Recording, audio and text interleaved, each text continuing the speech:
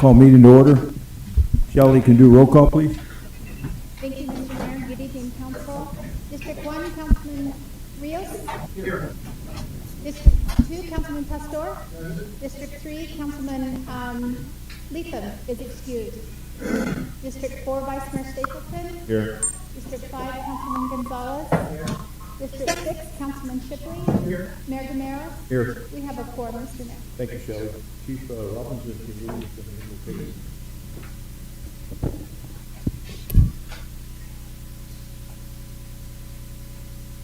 Our Father in heaven, we pray at this time that Thou wilt bless our community.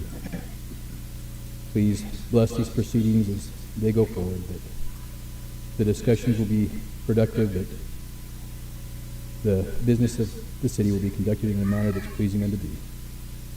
Please bless those who continue to serve daily to ensure the safety and the operations of the city. And please bless those in our community who may be suffering or in need with the things that they stand in need of. These things we pray. Amen. Amen.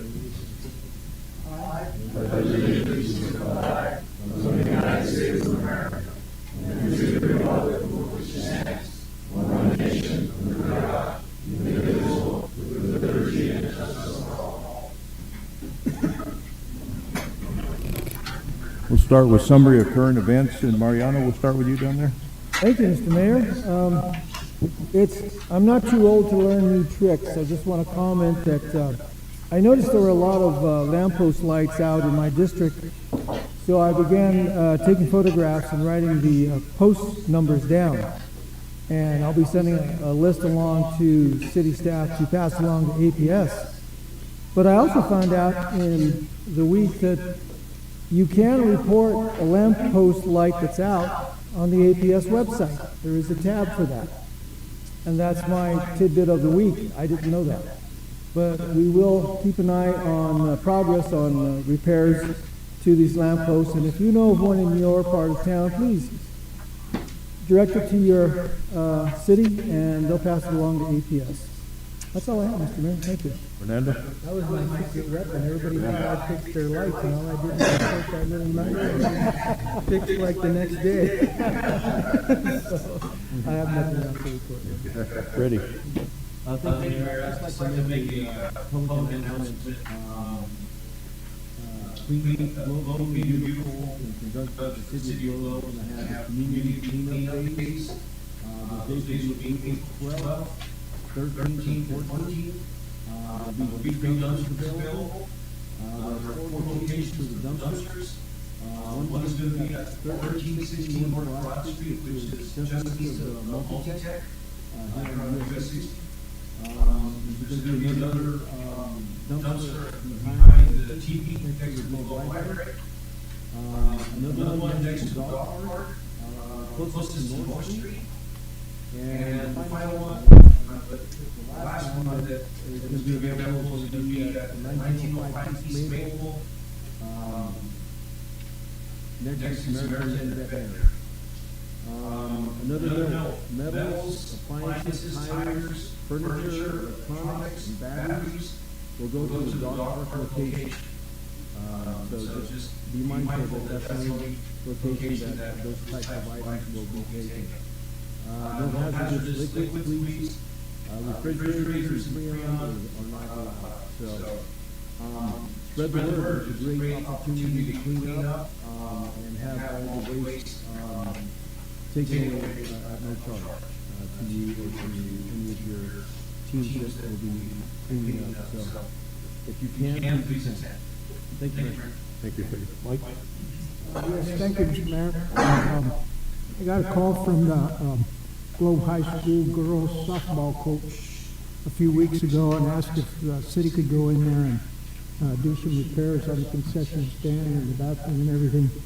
And I got a picture the other day, and it was a very good job. And John, I just want to thank you. And where's John? You and the guys that helped out on that. They're real happy with what you did. So thanks. I appreciate that.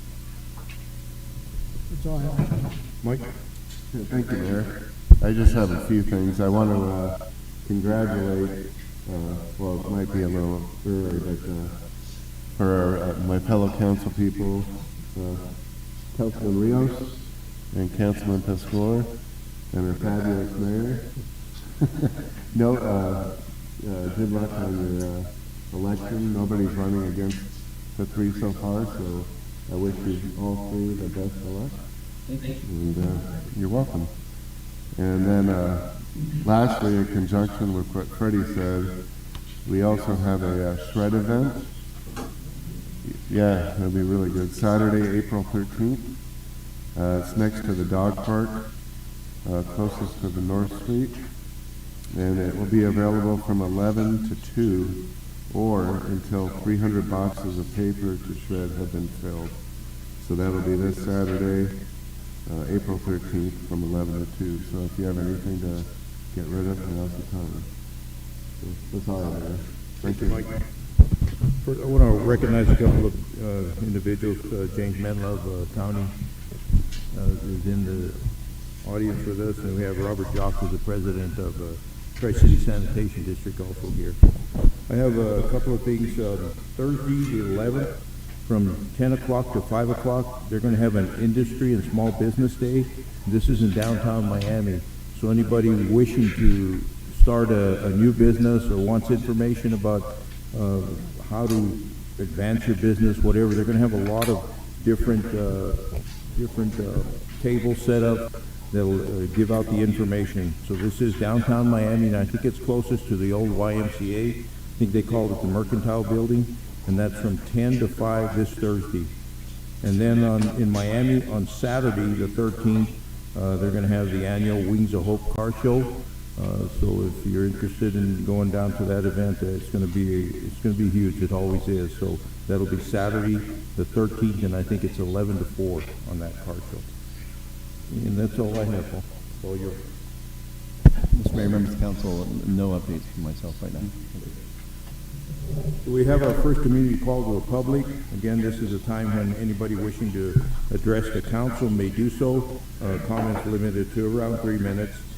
Just remember, on a community call to the public, we cannot respond to you, but we can direct staff if needed. So I do have one. I have Robert Jock from the Tri-City Sanitation District. If you want to state your name, put the mic up here.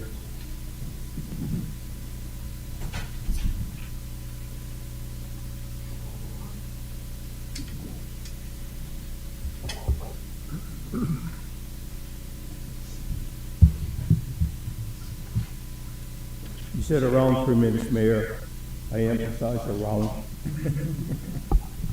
Thank you for having me, council members, mayor, city manager. I am the president of Tri-Cities Regional Sanitary District. My friends call me Robert. My antagonists call me a bad man. He is a bad man. We had a board meeting scheduled last night, unfortunately, at the IBEW. That's kind of our home. Unfortunately, we were locked out. We didn't pay our rent. I don't know if they're going to put an encumbrance on the district or not because of that. And I am here tonight to talk about the word encumbrance. There's a flyer being posted, I know, in our district. It's being put up by Citizens Against Higher Taxes.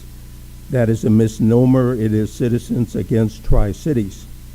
And in there, they correctly assert that when our system goes into operation, the residents of the district will pay a yearly assessment fee to pay off the loan. They will also pay a monthly O&M charge. So they're correct about that. But they then say, we will place an encumbrance on their properties. We have spent to date on the project all in for engineering studies, an array of issues, just under about $4.2 million through a WIFA loan. We are fixing to roll that loan into an interim loan for our construction, and we will do that on 1 July. The members of Citizens Against Higher Taxes are saying That loan will be encumbered on residence properties, and they will pay that encumbrance until the loan, the $5 million in rough numbers, is paid off. That is absolute hogwash. I would use stronger terms. But I hesitate to do that. What they're saying is a lien will be put on the title of your property until you have paid off the loan. So tonight I'm going to talk about encumbrance, and I'm going to do it in a one-act play in 3 parts, starring Councilman Gonzalez, City Manager Paul Jepson, and myself. I was fortunate last night that both the councilman and city manager came to the board meeting. Doors were locked, so we gathered at city manager's suggestion, and we went to Judy's for coffee. And one of our board members, Connie Calloway, accompanied us. City manager was irate about what's going on with encumbrances, not because we're going to do it, but because it's being claimed incorrectly, we're going to do it. So encumbrances. Woke up this morning, as I usually do, at 3 o'clock, and I had been dreaming about Councilman Gonzalez, city manager, and myself, and we were engaged in some property transactions in the district. Councilman Gonzalez, who was doing fairly well off out of the 3 of us, talked about the fact he was going to be assessed on the properties maybe $400 a year. And for him, that was no problem. He can pay that. That's not an issue. On the other hand, city manager Jepson was in the middle of a financial deal on a second home in Phoenix, and it was straining his finances. And he was thinking, I'm going to have to go to the board of directors for Tri-Cities and tell them I'm on hardship and I cannot pay my assessment. How can you work with me? So the board listened to his case and agreed, we can help you out. We agreed we will pay his $400 assessment each year. But he would have to bring us a piece of paper, an application, which he will sign, we will sign, and through doing that, his property will be encumbered until he pays off that assessment. And unfortunately for City Manager Jepson, that went on for 4 years. And he accumulated $1,600 every year. The board paid out $400. But at the end of 4 years, city manager came into some money. And he was able to come to the board and say, I'm paying the $1,600 off. Will you release my encumbrance? We signed up. He was free to go. I, on the other hand, not being so fortunate, could not pay my assessment, and I went to the board and pleaded my case, and they agreed that they would pay my assessment of $400 a year. And that went on for 10 years, at which time I came into money and decided to sell my house in Claypool, and I moved to Rio de Ventura in Scottsdale. So when I sold my house for let's say $100,000. I took my money, I went to Tri-Cities directors, and I said, gentlemen, I'm ready to pay off my encumbrance. I paid them $4,000. I walked away with the balance of the money, and my encumbrance was done. So we do not encumber money on our residents for the life of the loan. We assist them, as is our due, to help them pay their assessments. And we do that until they can either repay us or they sell their property and we receive our funds back. They walk away with the balance. We do not encumber anybody for the life of our loan. So there you have it. Thank you for listening to me. I appreciate it. Thank you. Have a good night. Do we have any other requests online or by phone?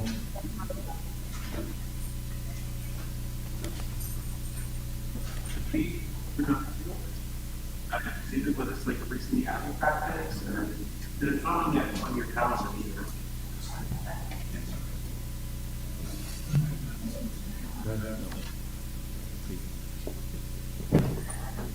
Okay, so we'll move on to special presentations, and item 3A is be a presentation, a proclamation honoring April 7th through April 13, 2024 as National Library Week, and I'll read that proclamation. Whereas libraries offer the opportunity for everyone to connect with others, learn new skills, and pursue their passions, no matter where they are in life's journey. Whereas libraries have long served as trusted institutions, striving to ensure equitable access to information and services for all members of the community, regardless of race, ethnicity, creed, ability, sexual orientation, general identity, or socio-economic status. Whereas libraries adapt to the ever-changing needs of their communities, developing and expanding collection programs and services that are as diverse as the populations they serve. Whereas libraries are accessible and inclusive places that promote a sense of local connection, advancing understanding, civic engagement, and shared community goals.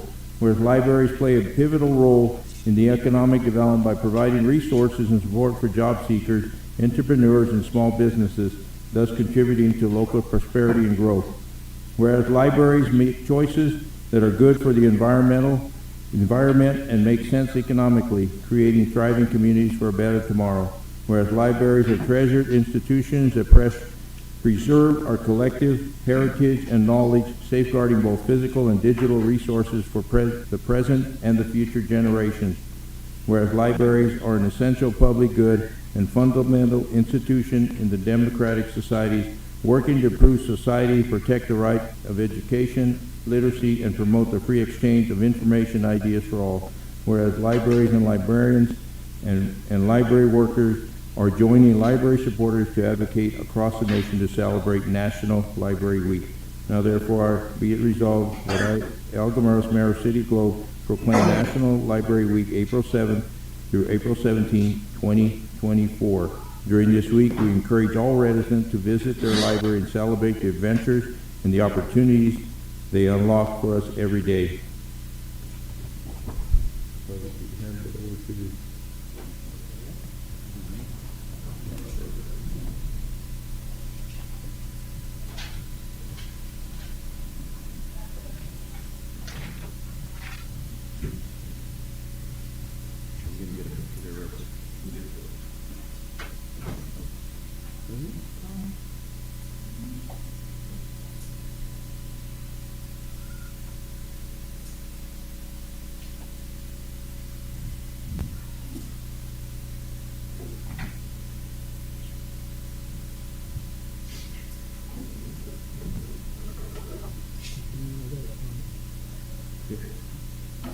Go ahead, Mike. Mr. Mayor, as the council member who sits on the library committee, I just want to remind everybody that every time we have a meeting in here, Rael makes sure there's a schedule of events going on in the library, and it's pretty much a full schedule. And I would just encourage folks as you walk out to pick up the calendar. You'll find out there's some programs that might interest you, and I just encourage you to support the library. Thank you. Thank you, Mike. So item 3B is a presentation proclamation honoring April 6th through April 12th, 2024 as the Week of the Young Child 2024. So I'll read that proclamation. Whereas all Arizonans children deserve access to quality in early care and education environments, and whereas quality child care programs will build children's lifelong learning skills during the critical years of birth to age 5, and whereas ECE teachers and child care providers are the essential workforce that helps Arizona parents get to work or school, and whereas funding quality child care is a small investment that improves family well-being, strengthens opportunities, and grows our state's prosperity. And whereas First Things First, Arizona Association of the Education of Young Children, Southern Arizona Association for the Education of Young Children, and other community organizations, in conjunction with the National Association of the Education of Young Children, are celebrating the 53rd anniversary of the Week of the Young Child. And whereas these organizations are working to improve equitably early childhood opportunities that provide a strong start for the children in Globe, Arizona, and Gila County. And whereas public policies that support ECE for Arizona's youngest learners, help our families, communities, and the economy thrive. Now therefore, I, Mayor Al Gameros, do hereby proclaim April 6th through April 12th, 2024 as the Week of the Young Child in Globe, Arizona, and encourage all citizens to support and invest in early care and education to our community. And we have Carol Heron. If you want to come up and introduce yourself and who you're with, and she's just going to give a brief statement on this, and then we'll present her with it. Carolyn Harrow. What is it? Carolyn Harrow. Harrow, I put an N on it, okay.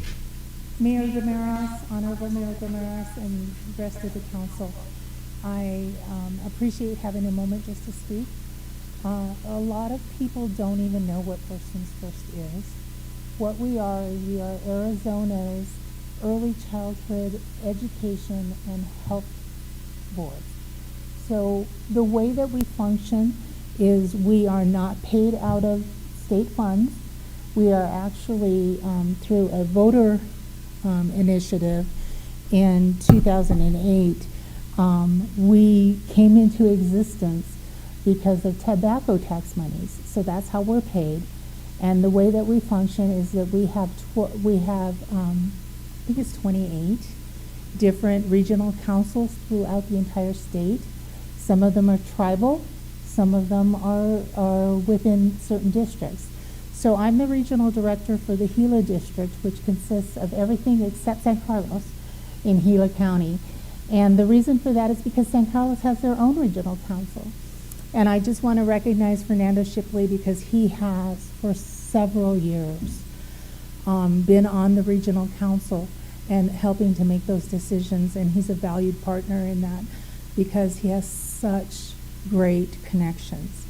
So thank you, Fernando, for your service. I appreciate that. The way that we function is with the regional council. They then make all of the decisions for funds that come through First Things First, and they decide what programs they can afford to support. So some of the things that we support in the community is we provide coaches for several of the preschools in our area. And so they have coaches. They also have health consultants that they can rely on to have additional information.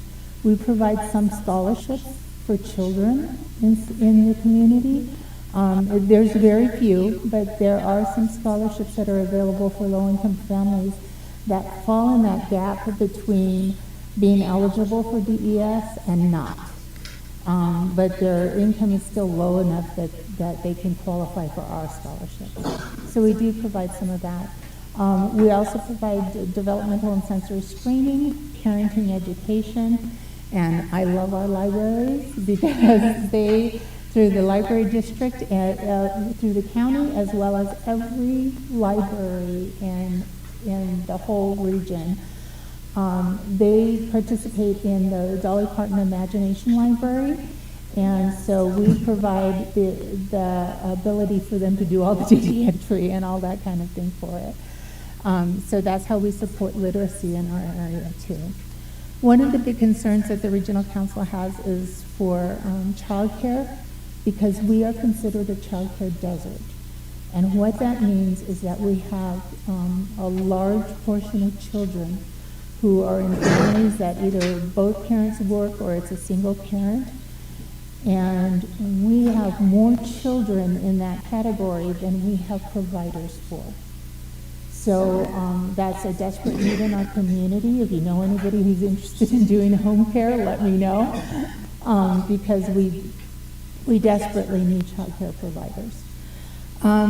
For the Week of the Young Child, it's an annual celebration sponsored by the National Association for the Education of Young Children, the world's largest early childhood education association with nearly 60,000 members, and a network of 51 affiliates. The purpose of the Week of the Young Child is to focus public attention on the needs of young children and their families, and to recognize the early childhood programs and services that meet those needs. NAEYC, which is the National Association for the Education of Young Children, first established the Week of the Young Child in 1971, recognizing that the early childhood years, birth through age 8, lay the foundation for children's success in school and later in life. The Week of the Young Child is time to plan how we, as citizens of a community, of a state, and of a nation, will better meet the needs of all young children and their families. So I thank you for the opportunity to speak and just to let the community know a little bit about who we are and what we do, and that we're behind the scenes working for our youngest residents and trying to be a voice for them. Thank you. Thank you, Carol.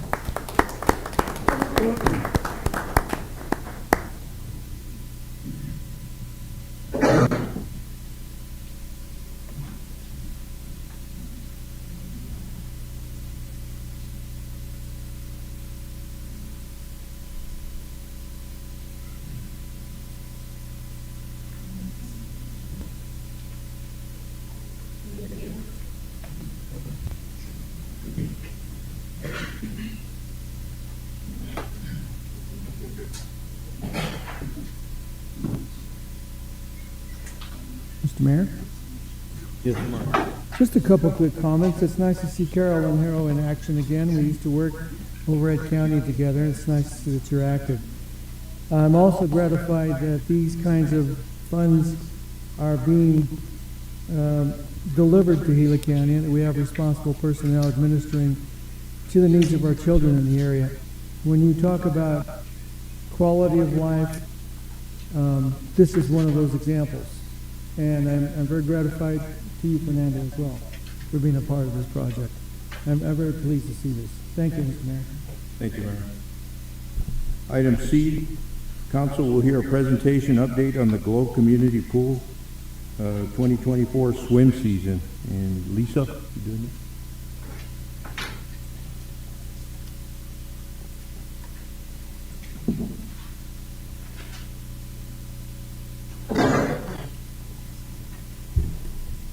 Good evening, Mayor, Council, and members of the community. I'm here tonight to present you with an update of the upcoming pool season. I'm excited to share progress and plans to ensure an enjoyable and successful pool season for all residents. So at this time, we're going to dive into summer pool opening 2024. Change the slide. We're going to be celebrating success and charting our course forward. We're going to discuss what worked last season, new approaches for success, looking ahead, plans for the future, and Vance is going to be here tonight to give an update for Public Works, and then we'll answer any questions you have. So we made waves, not ripples. What worked in 2023? The hours of operation. Last summer, the daytime hours were from 12 to 5. We had a lot of people wanting later hours to spend time with their families.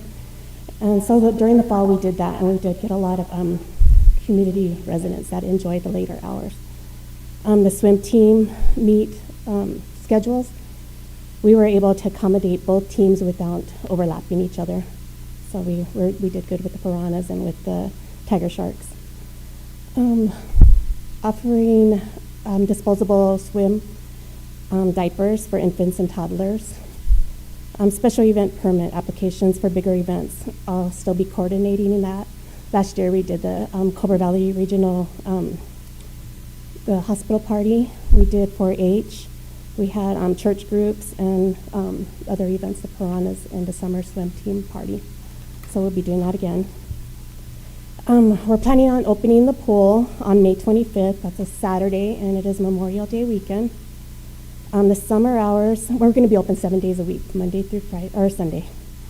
Summer hours will be starting May 25th through July 28th, right when school starts.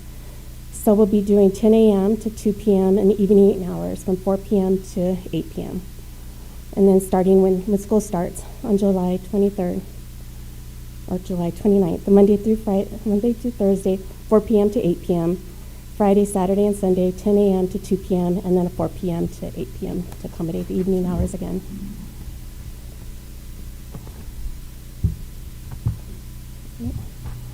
The 2024 pool user fees and charges for admissions, rentals, and reservations.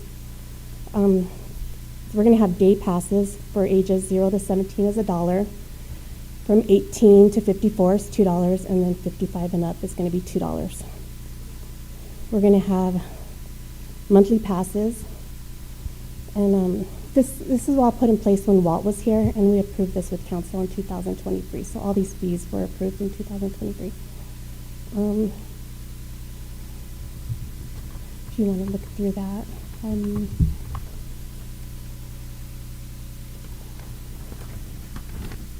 The next slide. We'll have annual passes too, and that'll be yearly. We plan on keeping the pool open longer with the heater in place. The next slide. We will be accepting cash and or card. We're going to have the same system similar to what the Bechbagawa has. And we kind of discuss all the pool rentals and what the requirements are for those. The next slide. So just don't dip your toes in, moves for a brighter future. I'm going to be the pool manager to optimize the lifeguards. We're currently hiring lifeguards. We're going to have lap swimming. We're going to do it in the mornings, and we'll be managed around the Piranha swim team hours. We'll have a heated pool, so we'll have a longer pool season. The bathrooms are getting done. They're going to be completely done with the tiled showers. And we'll have air conditioning in the employee lounge and in the bathhouse. So the lifeguards will be able to go and cool down during their breaks. The next slide. So we updated the city website. It's updated. It has all the hours, the days, and the fees. And it has my contact information.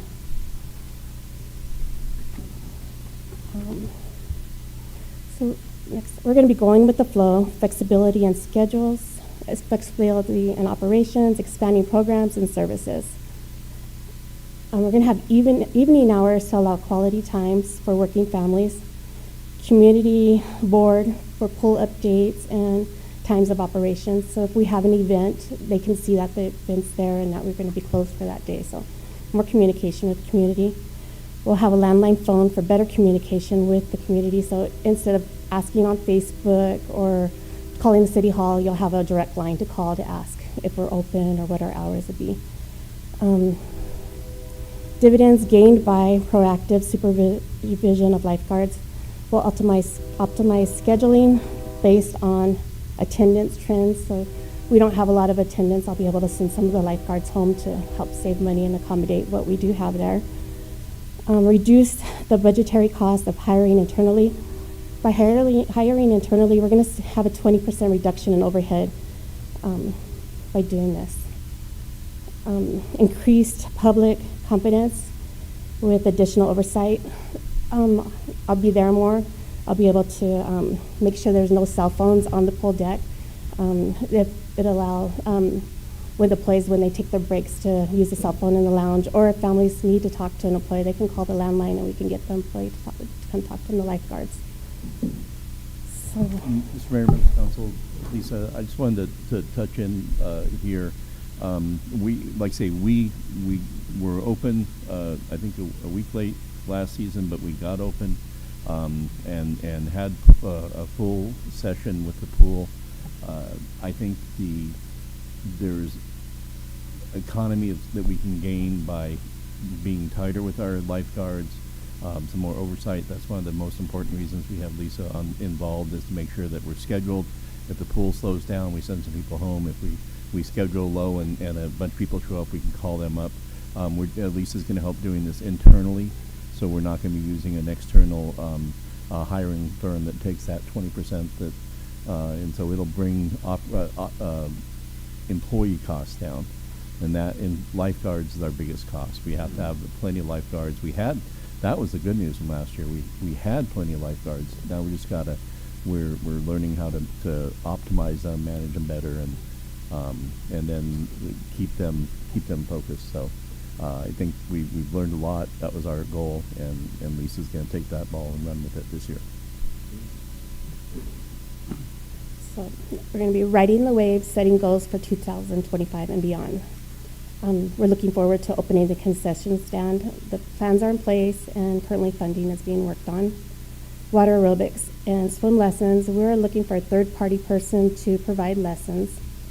We're going to have longer swim pool season with the heater, recreational events, and develop some programming similar to what's going on with the library, and have events for families and different fun days and stuff. And so from streets to swimsuits, Public Works keeps the pool cool.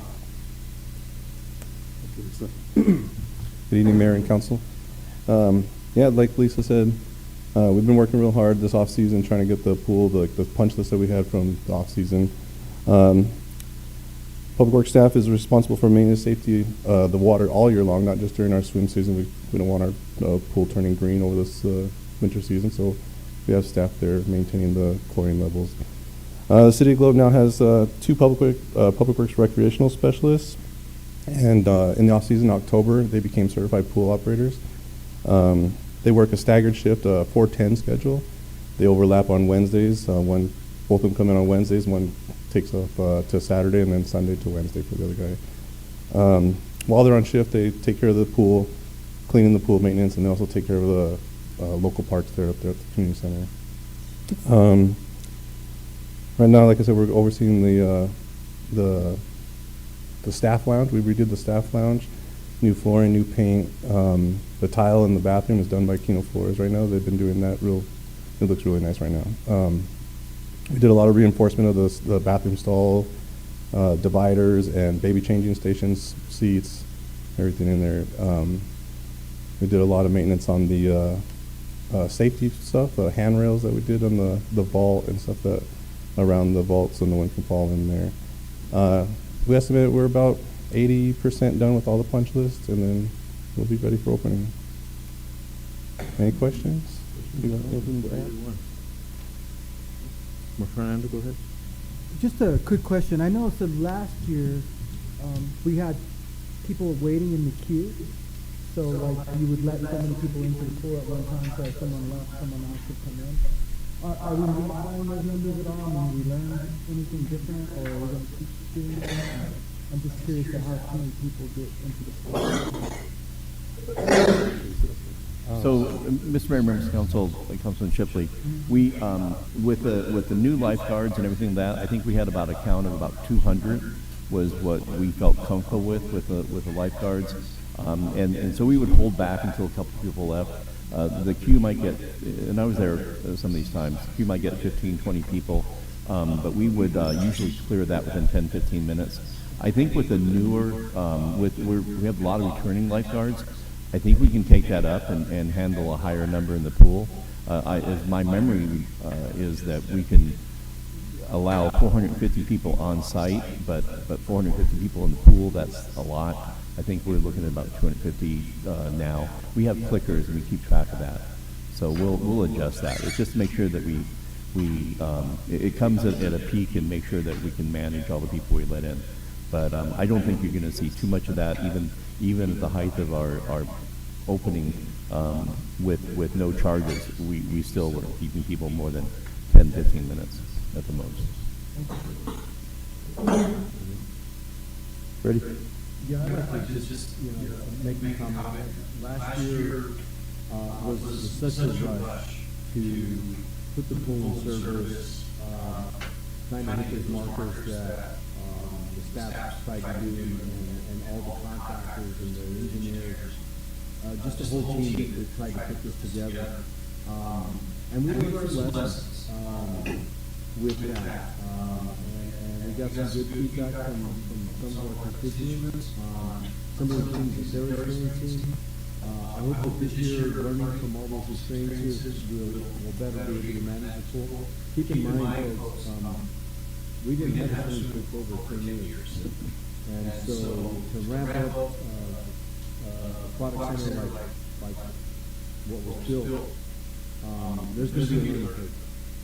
And I wholeheartedly believe that the staff through those learning opportunities are better prepared, and we'll have a seamless transition this summer into the full season and outside.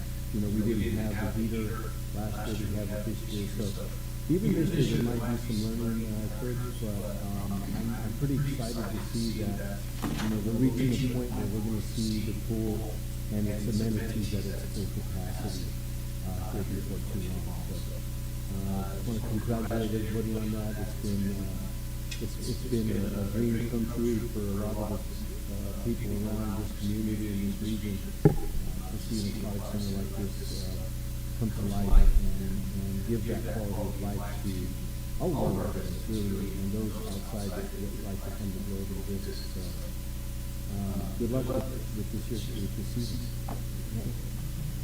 Just a couple of things, Mr. Mayor. So, the cost to get in for a child, I want to reiterate that. That's $1. Write that down, $1. Okay? You've got grandkids. Help them out. The second thing is, it was a learning curve last year, and I got to recant, or rather recapitulate last year's story to some customers at the winery the other day who live out of town, didn't know that we had an aquatic center, that it was a refurbished pool back up and running. They wanted to know the history of that. How did we pull that off? So that was a good memory to walk through about last year, how we got there. And they were very impressed that the City of Globe spearheaded that, but I also made sure that every entity that came to the table was mentioned at that conversation. They were very impressed with it as a community effort. So I just want to say thank you, and let's have a nice season. Thank you very, very much. Thank you, Mr. Mayor. Yeah, I want to thank Vince, all the work you guys do, Public Works, to get that to where it's at now, and Lisa for taking the additional responsibility as a pool manager. I think a lot of the lessons were learned last year, and I think we internally have to take control of that a little better. And I think with the hiring our own, the 20% discount is going to be huge. Are we going to pass that on to the consumer that may rent the pool to, that discount? Because I know we were paying full price. So. Right. No, I look at it as we were paying 20% more. This is not a 20% discount. It could be. We are not going to fully fund the pool through any of these fees, but there are charges. We want to have the fees are there to pay for the additional costs. And we had a discussion, actually, meeting this morning with the Piranhas, and when they're having a swim meet, we need to have 4 lifeguards there working that. And everybody who's there, they're very good swimmers, but they're very involved in the meet. We need somebody just disconnected that can just look out and make sure everybody's safe. And that was one of the discussions. And they were asking about, well, you know, can you help us on the lifeguards because it's kids and everything like that? We're like, no, we got to charge the lifeguards. There's a window that we can look at in the future at the value and the fees, but we want to be careful that things pay for themselves and that we cover our operational costs, because that is always the most expensive part. We got the capital construction, we've got to cover our operational costs, but I think we've always been flexible, and we'll continue to be flexible with all of those things. If it makes sense and there's value there, we can talk about it. But no, having the lifeguards there, well, a couple things while I'm speaking. We're looking for people who would give swim lessons, give water aerobics. We would be happy to schedule time for somebody who can offer those services and work something out. That's not something we're going to recoup any funds on ourselves, but it maximizes the use of the pool for some of those things that the community is asking for. Kids want to learn how to swim, and we'd like to help be that place they can learn to swim. Somebody that wants to do water aerobics for a time with people who are, who do that. We also, a couple things while I'm talking, the heater is not going to turn that pool into a sauna. Okay, it's going to extend the season, but it will not keep that pool at a swimming temperature the whole life. It will extend the season as long as we still have people turning out. And so I think that's the benefit of that. Last thing I wanted to touch on, children are $1, but children under the age of 13 need to have an adult or a 16-year-old with them. And even if that adult is the parent and not swimming, we have every person in the pool needs to be kept track of. need to be made safe, and so we will be charging the money to the adult that accompanies the children. So, but I think that these fees are very reasonable. I think because we were doing kind of the test run and learning last year, I think that's why we would waive them. But I think to at least help recoup some of the costs, especially the up and down of the costs of lifeguards. I mean, that's what I want to emphasize, is that this pool would not be built with all the stakeholders, like Mariano said, but now I would just want the public to realize this council and this city is committed to the operation of maintenance, the continued operation of this pool. It's not a moneymaker. It's an extra responsibility and work, but it's a quality of life issue for our community, Globe Miami community, and that's what it's all about. So we are committed to providing that service, and we hope to have a great year this year. And Mr. Mayor, members of council, one thing that we don't discern fees between people who live in Globe proper and people who are in the region. Many entities will say, if you're a resident of the city, you get one price. If you're a visitor from outside, you chose not to do that, and just want to remind council that that's a big gesture to the community. This is in fact a community pool. Thank you very much. Thank you both. Item D is the council will hear presentation updates on the design of the Jess Hayes Sidewalk project from Brick Engineering and Sunrise Engineering. No, you got it.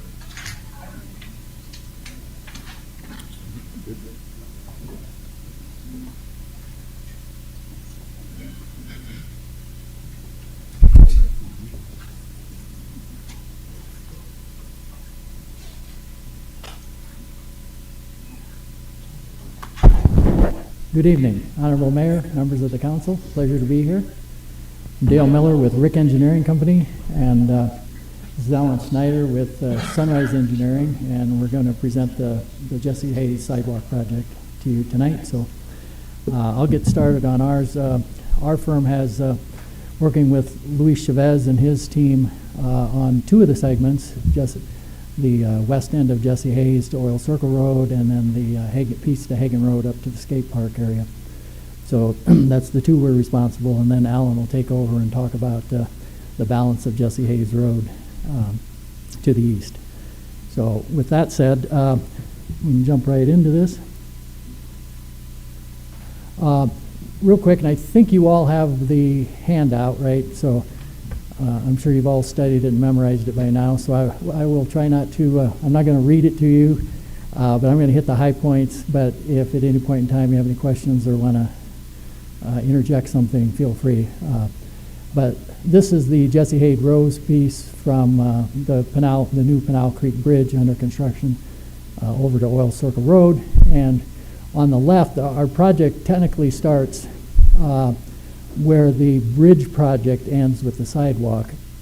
There's, I guess, a question to ask council that I'll get into on the next slide, but there's a deficient sidewalk that's being tied into. We can talk about that. But anyhow, from that starting point, we go east and all the way to Oil Circle Road. And in a nutshell, I'll hit, we follow a document put out by the U.S. Access Board, who's responsible for administering ADA policies and those sorts of things. They put out and it just was recently adopted last November, what's called Public Right-of-Way Accessibility Guidelines. They call it PROAG, which is the acronym. And so that's the policy that we follow in designing sidewalks and accessible routes within public right-of-ways. So pretty much throughout the entire length of the project, with one exception, we're planning on a 5-foot wide sidewalk. The minimum allowed 4 feet, but 5 foot's more comfortable for two people to walk side by side. It's far more comfortable. And if you go with the narrower 4 feet, every 250 feet you have a 5x5 pad, so two wheelchairs can pass each other. So it just makes sense to do a 5-foot sidewalk.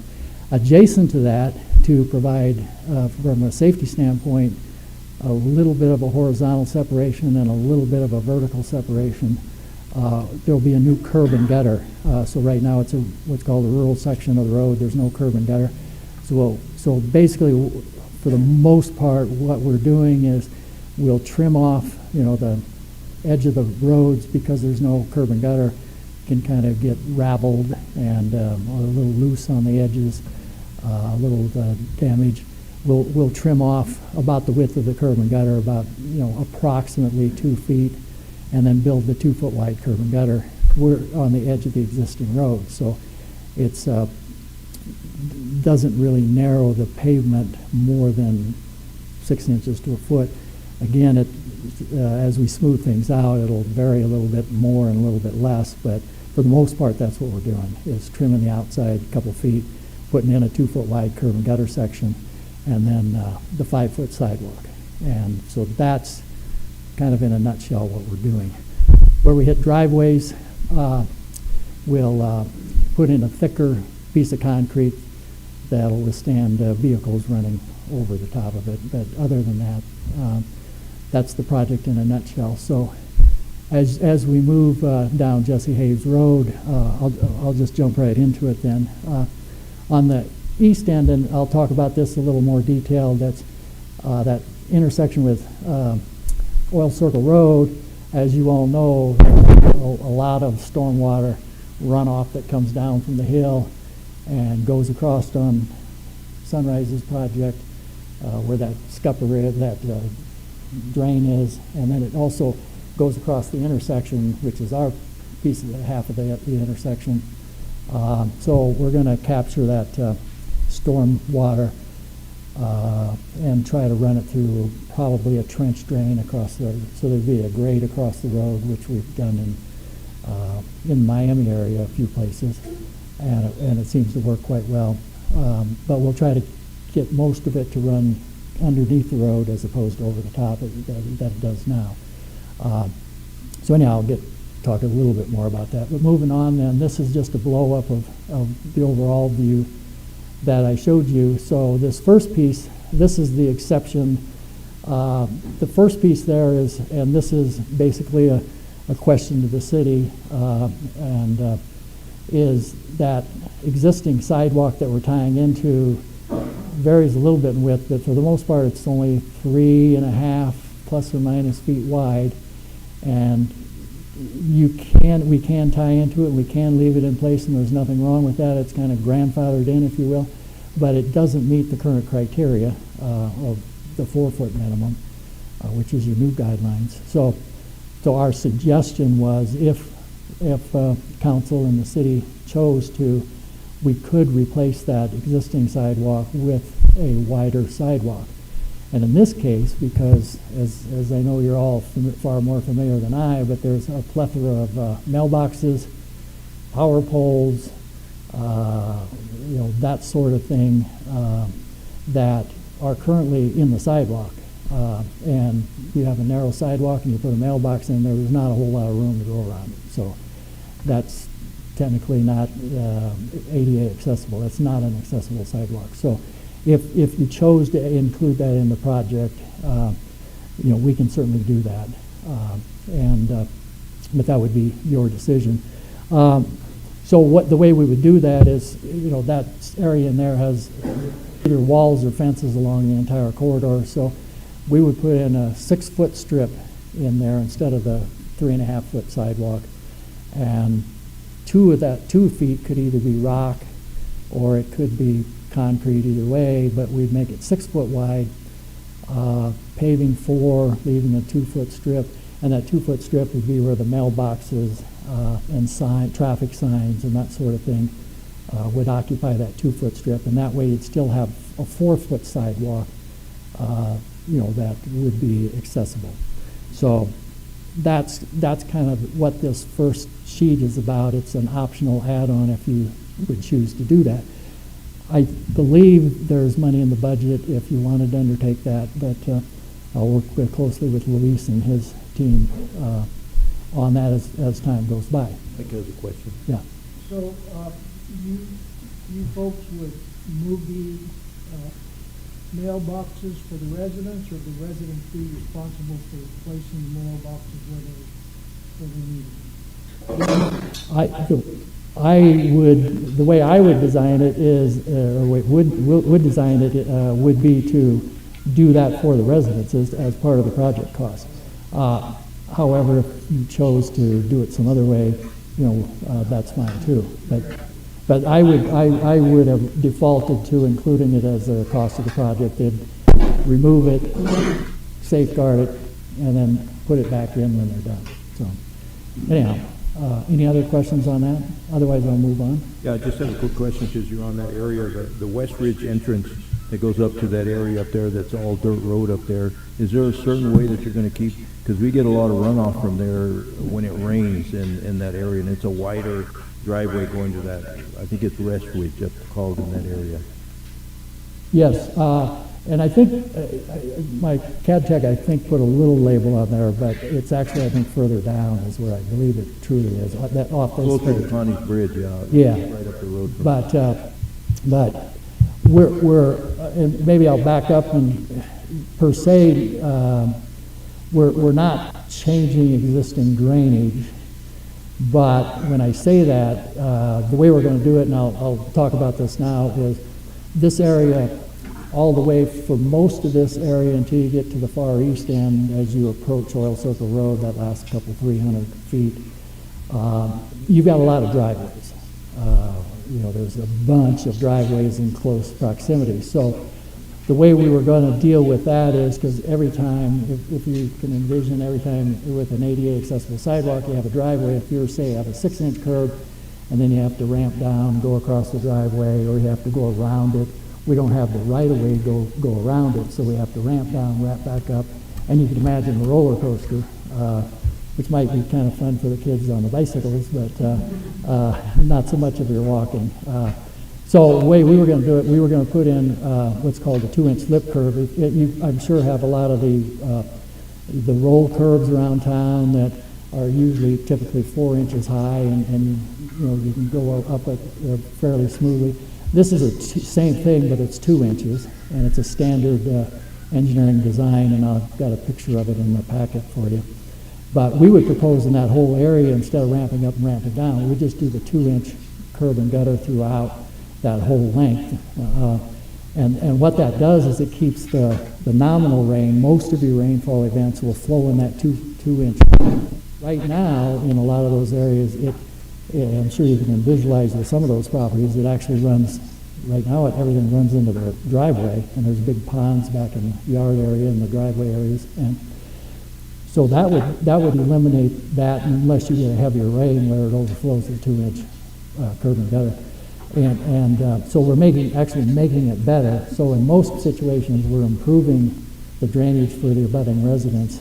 And a 2-inch lip curb, and we built some of these, Rick Powers and I built some of these over in Miami, Nash Street, if you want to go look at a 2-inch curb and gutter. But it handles the drainage quite well, and it's very easy in your car. It's not bad going over a 4-inch, but a 2-inch is pretty smooth, so people like it that way.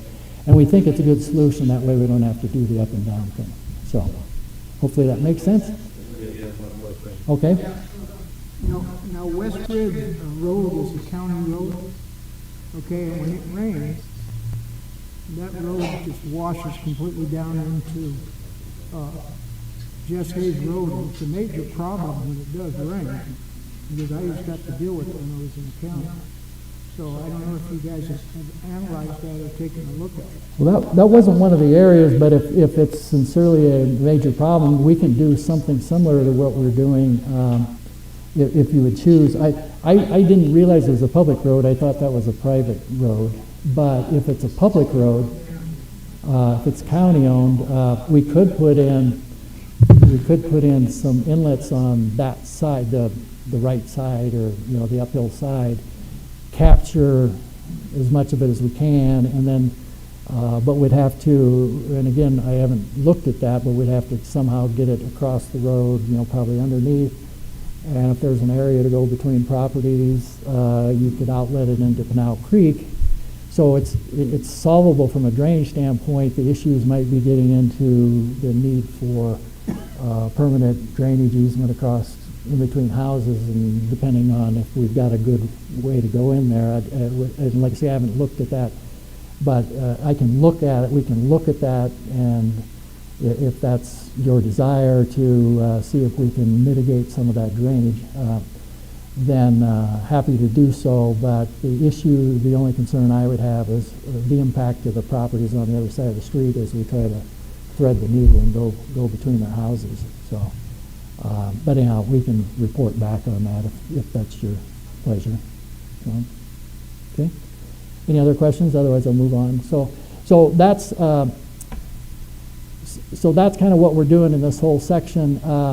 This, and again, I'll just kind of walk through it relatively quickly because most of these, and I think you figured out what I did to help you visualize what's going on with the 5-foot sidewalk is yellow, and right next to it's a little thin strip, and that's the curb and gutter right on the edge of the asphalt pavement or right into the edge of the asphalt pavement.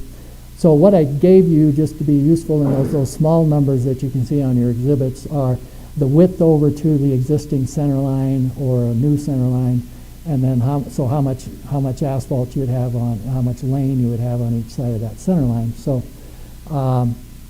So that's kind of how to read what those small numbers mean, if that makes sense. And the bottom line is, and then I also put in the commentary, you'd have like 2 14-foot lanes, 2 15-foot lanes, or whatever the lane widths are described in there. That's what we're kind of, if we equalize the lanes, which is what we would do. We're going to restripe the whole thing, so it's not going to be narrow on one side and wider on the other. We'll make them equal size lanes. So one thing for you to think about, and we don't need a decision now, but you can think about it, is wider the lanes, the faster people drive. It's just human nature.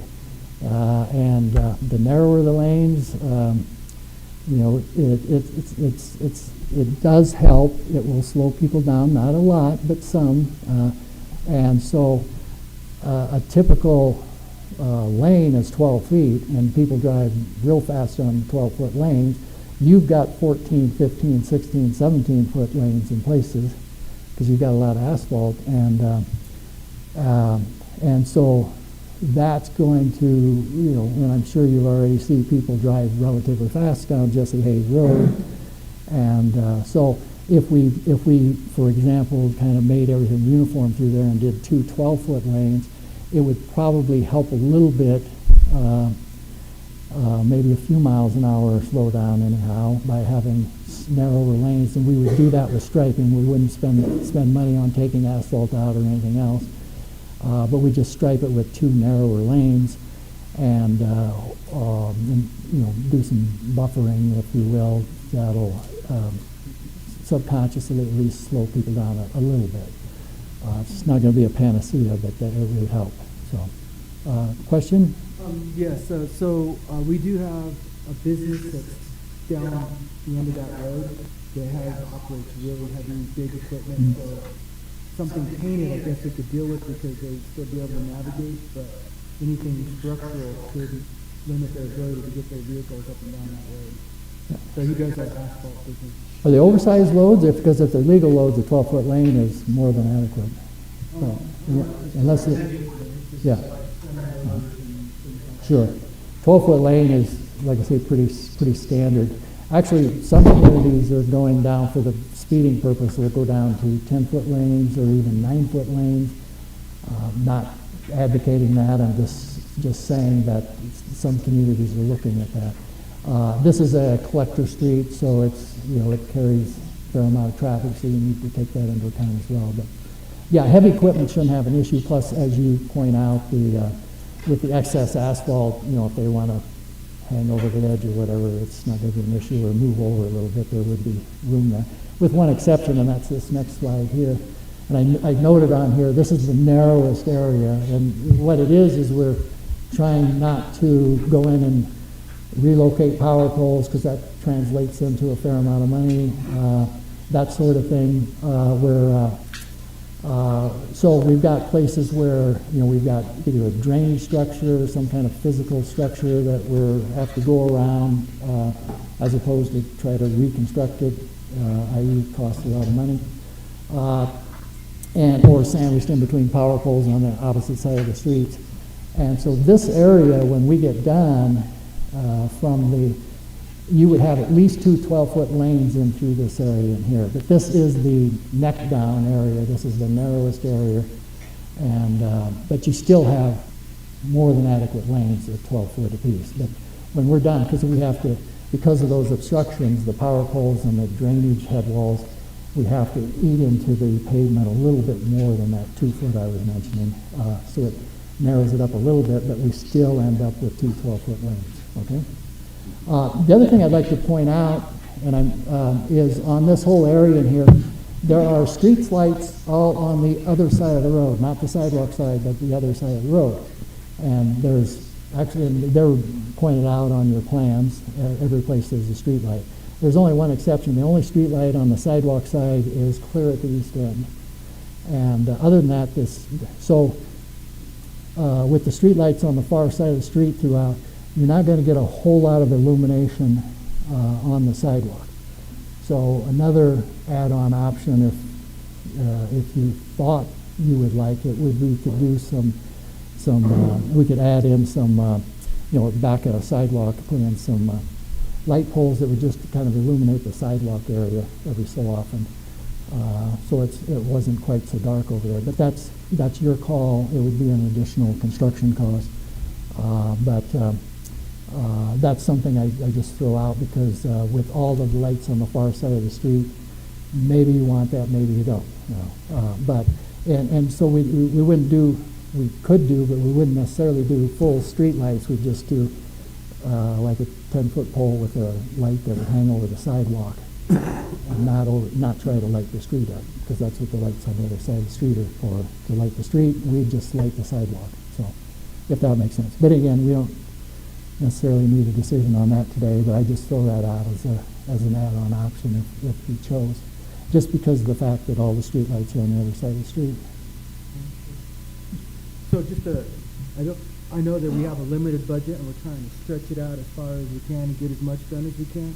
So on something like that, could we sleeve it so that we could run power through it later, and at some point when we do have money, maybe put lighting in there? Absolutely, yes, that would be correct. It does add some cost, of course, to lay conduit, but at light poles of $8,000 to $10,000 per pole, it certainly would save that amount of money. But that could be done, and the ideal place to put that is as long as we're going to put in concrete and sidewalks and curb and gutter, we'd put it right underneath the sidewalk, and that way it could easily serve the street poles, and then put in some handholds or strategically where they, a future power pole may be, so they could easily hook onto it. So, okay? All right, so kind of gotten through most of it. We're getting, I've moved on a little bit. We're getting to the end of this is the far end of the street. So right here, where that old house is, it's kind of abandoned, and they've got the stone walls out front in a V shape. And as you go to the east of that toward this piece here, you can see the driveways are fewer and farther between. So we were contemplating we could probably jump up to a 4-inch roll curb in this area just to have a little higher vertical buffer, and then dip down to 2 inches. Use that 2-inch driveway crossing section through the driveways here. Kind of want to look at that closer. It'll either be the 2-inch all the way through to the intersection for uniformity purposes, or if it makes sense, we may very well put the 4-inch roll curb in there. Again, just for a little, make it a little safer, because you got further driveways further apart, and traffic might be picking up speed a little bit. So that's kind of the project. I put the big orange drainage areas up there, showing that where an outlet for the storm drain that Sunrise is working on. And then at the intersection where I put the open aerial in there, that's where I can see the water lays in the intersection. There's a lot of dirt and mud in there and water ponds in there. So we would deal with that, take it to the other side of the street, and then there's an existing culvert in there. There's actually 3 metal culverts that go under there, and there's a head wall on the side of the road. That outlets down towards Pinal Creek, and we could take the little storm drains that we were planning on putting in at this intersection, both on their project and on our project, and we could route it into a new storm sewer or an open channel and dump it into these culverts that go across the street. We'd have to cross that driveway down to the gas company down there. We'll figure out the drainage there, but I just want to point out that that's where we're going to, kind of like what was suggested at Westridge. We're going to try to put as much of the water under the road as possible so that you minimize that overtopping of the road and the water laying on the road. So, okay, that's Jesse Hayes. That one takes a little bit of time just because it's so messy down in there. That's kind of a congested area. So unless there's any other questions, I'll jump into Hagen Road, and this should go a lot faster, so it's a little more straightforward. Yes? Is there a planned public relations meeting with the residents in this area so that they're aware of how they might get impacted, flush out any concerns they may have with property lines, things like that? Because I think the worst thing we can experience is we start building and then customers or constituents come and say, hey, we've got a concern about this, and it stalls the project, or something that wasn't anticipated, and now we're having to kind of reel back a little bit and go case by case. So I get there may be situations that come up as construction goes on, but I think it would just be a good idea to do some sort of public outreach to those things. I can appreciate that, and actually, this is the step 1 of the process. We were going to brief council, but when we talked to Luis, we suggested let's do it at the beginning of the project, show you the concept and kind of get that initial feedback, you representing the public and your constituents, and so this is the first step in that process. I believe, Luis, I'm going from memory, but we had a public information meeting down the road, didn't we, like after preliminary design? Is that correct? Yeah.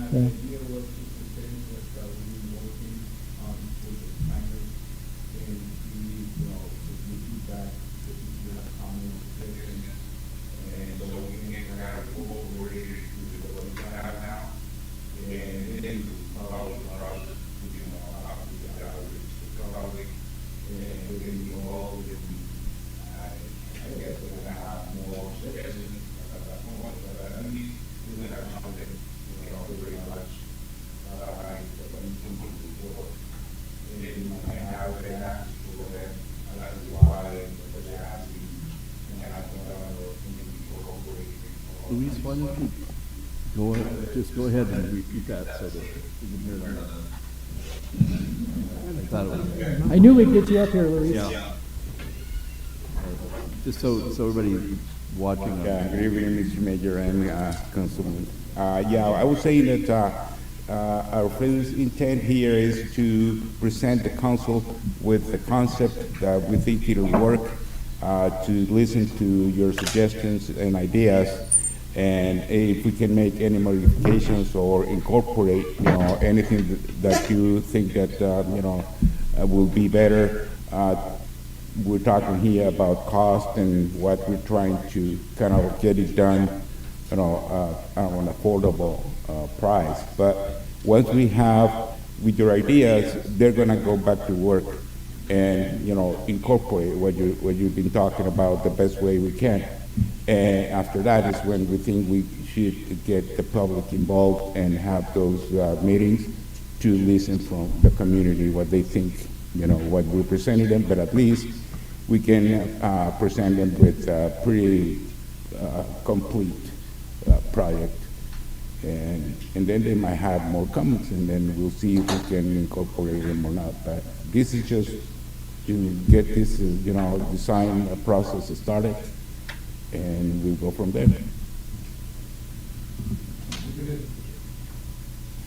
Okay, so moving on to Hagen Road, then of course this goes up the hill from the end of what we just talked about on Jesse Hayes, and it goes past the Public Works Complex campus up there, up to the skate park entrance, and then it follows the driveway into that. So that's pretty much what's going on there. This, like I say, is a little simpler because we don't have quite the congestion that we do as down on there. So, but it's the same concept. We'll trim off the rough edge of the existing asphalt roadway, put in a 2-foot curb and gutter, a 5-foot sidewalk. Here, though, since there's relatively few driveways, we were actually talking about a 6-inch vertical curb. It's not needed because we're kind of on the uphill side. Most of the all of the drainage, for that matter, is on the other side of the street. So we don't need it from the drainage, but it's because we've got lesser driveways and friction from that standpoint. The people, we want to be sure that pedestrians using this particular sidewalk have that 6-inch vertical separation, and a good 6-inch vertical curb is a pretty good impediment for cars trying to drive over it. And like I say, where we hit the driveways, we'll do that same 2-inch curb driveway crossing section that we're posing on the other end. But like I say, you can count on your one hand how many driveways there are. There's less than that. So it's for the most part going to be a 6-inch curb, so the sidewalk will be sitting up a little higher. And then this area has no lighting, so we were going to, Luis asked us to add in the putting street lights on the back of the sidewalk, only on the sidewalk side, since that's where we're working. And then, so we'll kind of, and then those will be true street lights where they'll illuminate not just the sidewalk that's close, but the street as well. So we'll put in street lights along this stretch of it up to the corner of Jesse Hayes Road. So that's in a nutshell the project. These, again, the detailed blow-ups as you go up around the corner. I wanted to point out, when you get around the corner, I pointed out an area that the fence and the land behind it are higher than the road, a couple, 3-4 feet maybe, and there's not a whole lot of room, so it's kind of a grade coming down like that. There's just a little kind of drainage way there. So that area, since to put in a flat sidewalk, we'll probably need a little short retaining wall behind the sidewalk to hold up the bank of dirt and help keep it from washing onto the sidewalk. So anyhow, that's a little extra cost, but it's necessitated by the slope that's in there and the limited room to put the sidewalk, a flat sidewalk in there. So we have to kind of cut the slope off and put in the sidewalk. So that's what's going on there. And then we get up to the intersection where Hagen turns and goes around the corner. The entrance to the park goes straight, and so we'll put in a crosswalk there, a high visibility crosswalk, to help keep the pedestrian safe where we've shown it on the plan there. And then once you get on that driveway, that there are existing lights on that, but again, kind of similar to Jesse Hayes Road, they're on the opposite side of the street. So again, same thing. If you would like the sidewalk side to have some illumination, that could be added in as well, budget permitting. It could be at least costed out, and decisions could be made whether it fits within the budget or not. But that's just something I throw out, since all of the lights are on the other side of the street. So with that said, we're basically then we go up along the existing courts there. And tie into that existing sidewalk that runs up in between the courts. And then there's a missing piece. There's a short piece of sidewalk in there that follows the driveway, and then it stops. And we were going to then jump over that existing piece and run it up around the corner, around the basketball courts there. And behind the guardrail, wouldn't be up by the road now. We no longer be on the road, so there'd be no curb and gutter in that area. Not needed because we're not along the road anymore. So we'd be down lower behind the guardrail and go around there and tie into the sidewalk that kind of goes through the middle and cuts over there. So we would add that in, we add that piece of sidewalk in there. The one issue that Luis and we discussed was there really isn't a crosswalk or a crossing from that sidewalk across the driveway and the parking lot to the other facilities behind the restroom area there and where that little humpback bridge is. And so we talked about putting a crosswalk in there somewhere. An idea might be to extend the sidewalk to the end of the parking lot up off the top edge of your page and go across the parking lot at the back side and then come down the other side. And so be a little circuitous, but you'd have a sidewalk, a continuous sidewalk all the way to the restroom facility from down below in there where the courts are. Or we could try to put one in across the parking lot toward closer to the restroom at some strategic place. Again, that is just something that came up not too long ago, so we'll work through that and figure out where the best place might be for a crossing.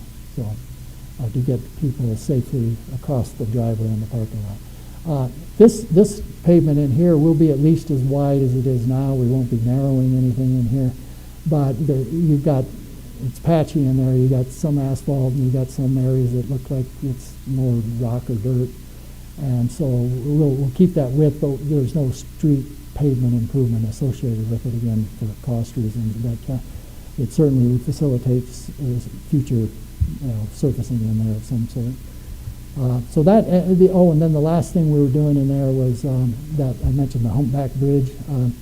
It's fairly narrow and it's not ADA compliant. It's pretty steep slopes. I'm sure it'd be a little bit of a struggle to wheel somebody over it in a wheelchair. So we're going to replace it with a wider structure and that doesn't have a hump in it. Basically a flat surface, wider, and probably at least 5 foot wide. And we'd probably use like a little like a scupper, like we're doing down by Oil Circle Road there, where the water runs underneath the sidewalk. And I'm sure you probably have some of these around town. And I've got a detail in here that shows that.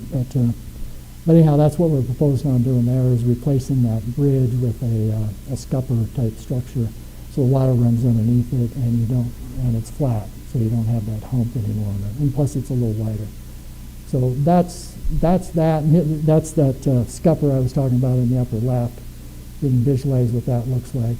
That'll be both down at the other end of the project, where that flume would go down and tie into what Sunrise is designing, and he'll talk about that in a minute. And then. So down below that scupper, and that's what we would put in, something like that, probably a rail on both sides to replace the humpback bridge. And then down below that detail is the 6-inch vertical curb. To the right of that's the 4-inch roll curb, kind of the standard roll curb. And then above that is the detail that works great for driveway crossing, and that's the 2-inch roll curb. And we're saying most of Jesse Hayes Road would use this continuous because you've got so many driveways in close succession. So in a nutshell, that's it. I put findings and recommendations in here. These are, and I've talked about probably virtually all of these. About the street lights, what your pleasure would be on, additional lights, and either way we can put them in or leave them out. Put them in if budget permits. Talked about the only area that we think there's an issue staying within existing right-of-way. The right-of-way gets real weird in the Oil Circle Road vicinity. For some reason, he lucked out on his side of it. You've got plenty of right-of-way. But when you get on my side of Oil Circle Road, the right-of-way is in there, and so there may be a couple of properties in there that we would technically be constructing this potentially on private property, so we'd need to work with the landowners to see if they would entertain an easement for sidewalk purposes. And I think, it'd be a great facility, but there are a couple of places where it may take some easements in order to do what we're going to do, as well as on that drainage outlet, that's private property over there. So we'd need some easements to do what we're doing, but I would like to think the landowner would welcome that because it would certainly help with his drainage situation as well as the cities with the water running over the road. So that said, I guess you guys can read those at your leisure and provide us whatever input you like. But I'll entertain questions. Otherwise, I'll turn it over to Alan. I got a quick question, so I apologize for being a geek, but one of the things that sidewalks and curbs have always done is move water away fast as possible. And one of the things that like Tucson is doing is they're incorporating curb cuts and then building swells for an area where the water would then drain into maybe a vegetation area. Rain gardens. Yeah, and then harvesting, and then when they fill up, they'll just go back out to the street and go out. But since I think you answered my question, you said all the drainage is going across the road, so you probably don't, on Hagen Road, you probably don't have water running down that gutter? Correct. On Hagen, the water is all on the other side of the road. That's the low side of the road. So we're on the high side with the sidewalk, so everything runs to the other side. And on Jesse Hayes, you just don't have the room to do the rain gardens. As much as it would be a nice facility. Again, that would open up. I mean, you'd have to work with the landowners about easements and whatnot, and it seems like it's going to be a little too messy and complicated to try to incorporate those. This isn't a good fit for that here, but the concept is a wonderful concept, and I'm very familiar with it, and I think will be opportunities to do that in other projects. But here it would kind of way beyond the scope of just putting in a sidewalk for the the walking and biking public. So. Thank you. I don't know if this is a question for you or John Newell, but around the park area, just if I heard you right, there's no resurfacing of the road in that area. So my question is, this isn't you got there. My question is, if and when we get to resurfacing that area, is it just simply grading to match the sidewalk, or worst case scenario, we're taking the sidewalk out because we're regrading and we'll have to rebuild it? Correct on the first statement. It would be a very simple process and actually, you're talking about where we're abutting that driveway, it's curb and gutter and then sidewalk. Any place we abut the road, it's got curb and gutter and then sidewalk. But you would take out a couple 2-3 inches in there, or however much base and asphalt you want to put on it.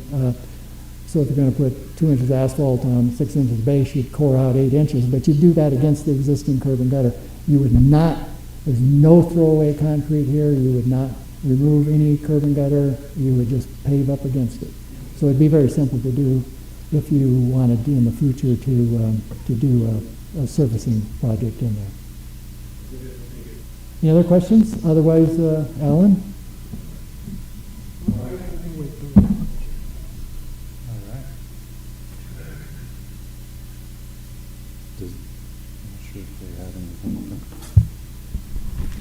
Well, thanks, Dale, for going first. He's a lot better public speaker than I, and he went through a lot of details that will apply here and took a lot of questions, so hopefully there's no more questions. Just kidding. So I don't know if you guys were provided with these. Okay. So you can see this first exhibit. It's also a big long roll plot that's really easy to see for everybody. Another bad joke, but we're starting at that end at Oil Circle Road, and that's where we're picking up from where Dale left off. You can see the spillway he was talking about earlier. So we'll need some type of scupper to kind of drain that water out of that area. Hagen Road, as I'm sure you all know, is up quite a bit higher than Jesse Hayes, and it gains ground as it goes to the east. So there's a slope in here. So as we go to the east, we're trying to keep it as consistent as possible. So we followed the kind of the same section, roadway section that Dell had going to the west, and we're continuing it east.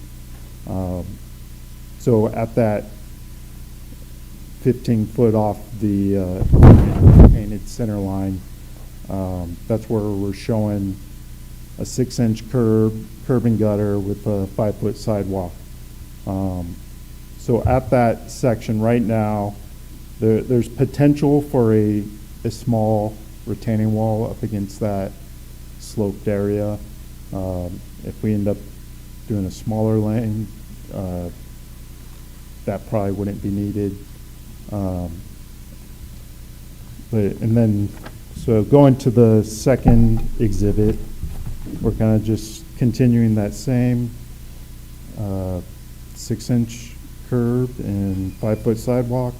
We come up to Paso Fino Parkway. I'm sure you all know there's some water that crosses at that location. Right now, that's just a dirt driveway, so there is kind of a swale that goes along that Paso Fino. So we were looking at possibly just grading and directing the water in that swale to another little scupper under the sidewalk, just to the west of where the ramp would be. And we would so since that's just a dirt driveway, we're not gonna pave anything, we're just gonna ramp right down. We will pave the sidewalk across there to continue that ADA path. It would probably be a thicker concrete to take the traffic loading there. And we ramp back up on the other side. And then you see there's a little area here that diverts from the normal. We have there's a power pole there right now that the sidewalk would just directed around it. It does go out of, it's a strange little area. It does go out of the right of way, but we believe that you can kind of see a triangular property in there that I believe is publicly owned. So it shouldn't be an issue with any of the landowners there. And so there's not nearly as many private residences as was in Dell's section, but you can see there's a few here. So we would go down to that same driveway that Dell was speaking of in a couple locations here. And then as we get further to the east on the third exhibit, sorry everybody didn't see our third exhibit. It's up here though. I'm sure everybody's riveted. You can all join and look at it later. But so we get to the fire station over here. So we'll have a large commercial driveway there. And then they currently have parking along the street there and a garage, and they have access around the east side of the building as well. So that same 2-inch rolled curb that Dell was speaking of earlier, we probably just continue that all the way through, and then even beyond that, there's like a water filling station that people access in there. So we would just keep that 2-inch rolled curb all the way through until we match in with the existing sidewalk in front of the park there. I'm just calling it the park because I'm afraid of butchering the name of it. So that's there. And then when we were doing our field investigation, we did notice that there is a small drainage culvert just to the west of it, right here, just to the east of the fire station. So that's one area where we would probably come back up to the 6-inch curb just to protect it from any cars driving over it, and probably provide some further protection with some bollards around the head wall. I think that's, you can see on the exhibit, kind of we show the kind of the cross sections we were talking about, just as I believe we're on Dale's presentation as well. But that's about it for our. I feel like I should be talking a lot longer after Dale. So, I don't notice that you have any light poles in here. Is there no light poles in this section that you're working on? Not originally. That is something that we have discussed potentially adding. So, if that's something that you feel is needed, we can definitely look into adding that. And then again, if you wanted to sleeve it so that we could prepare for future light poles. And Yeah. like that in the project. Yeah, and even there, I kind of glanced over this, but there are a couple of residences that have mailboxes. So what Dell was proposing with that 2-foot kind of offset, so that those mailboxes can remain to be right on the road. That's something else we can look into doing as well.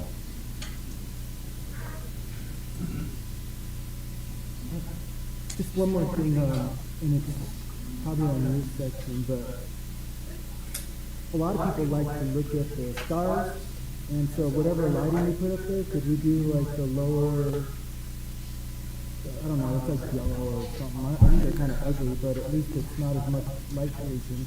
Yes, you'd require dark sky compliant lighting, and they're shielded so the lights don't go up, they go down where you want them to go.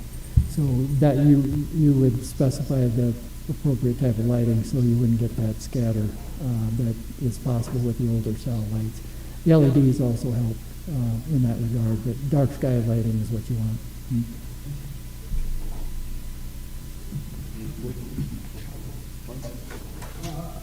This is a really good project. I'm looking forward to us getting it in there. But I think before we jump too far into it, the residents who live between Connie's and Oil Circle Road, we need to notify them and have some kind of public meeting so they can see what's going to go on. Because that's going to affect a lot of them. Folks down there.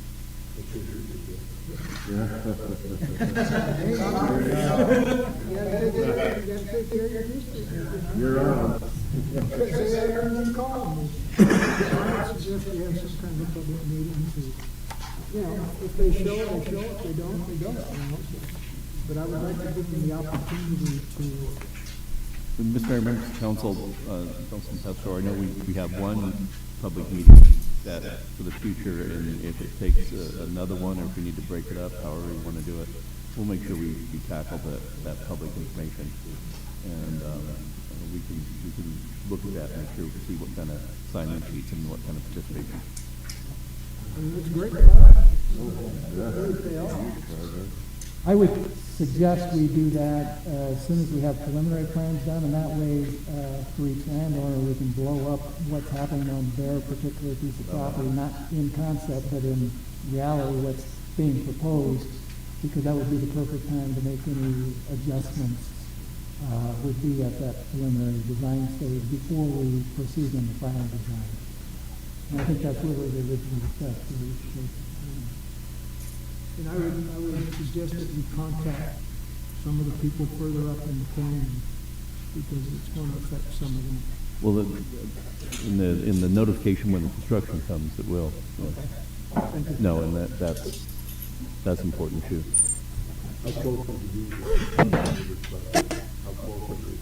to, what was the question?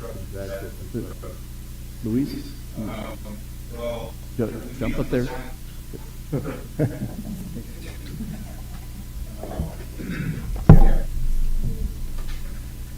Yeah, I think we all would like to see the sidewalk already there. But what happened is that right now we're just in the design stages. You know, we want to really include all the, you know, comments and everything else. As you were saying, probably when we have at least some 90% plans, we're going to have a really good idea of what we're going to be building. And as you said, at that time, we can have this public meeting, for example, and then we can blow, you know, with the drawings and show them, you know, specifically to each resident what's going to happen in front of their properties. We're not going to be really encroaching into private property. That's why, you know, we don't want to touch the fences. We want to go more towards the road and suck at it, so we don't get into all those issues where people is really like, you know, we going into their properties. But according to the design schedule, I think on the contract we had 90 days, wasn't it?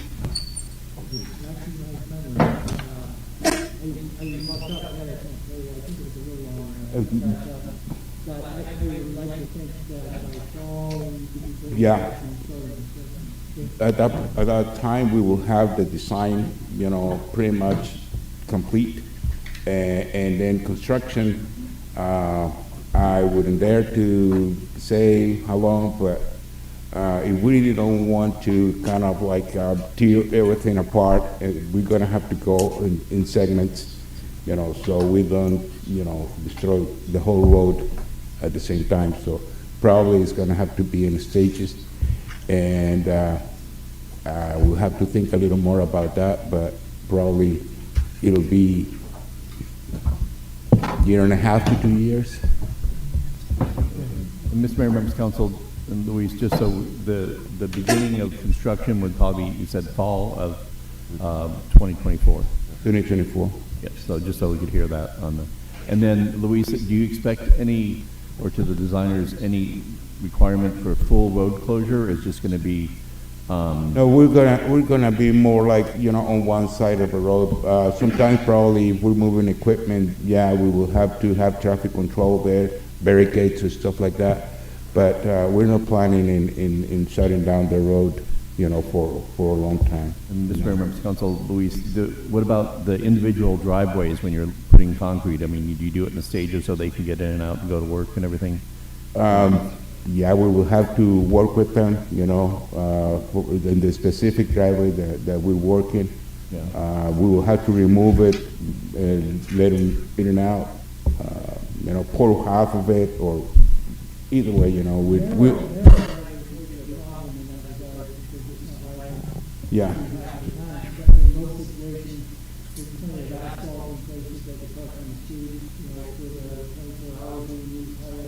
Well, the concrete dries out, yeah.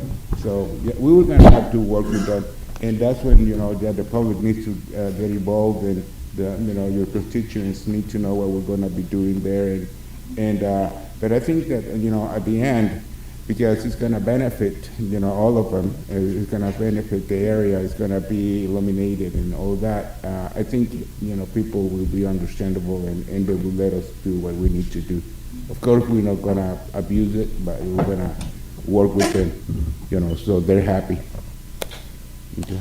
Ready, you got Just a quick question. What percentage of these drawings? They're conceptual. They're conceptual drawings, yeah.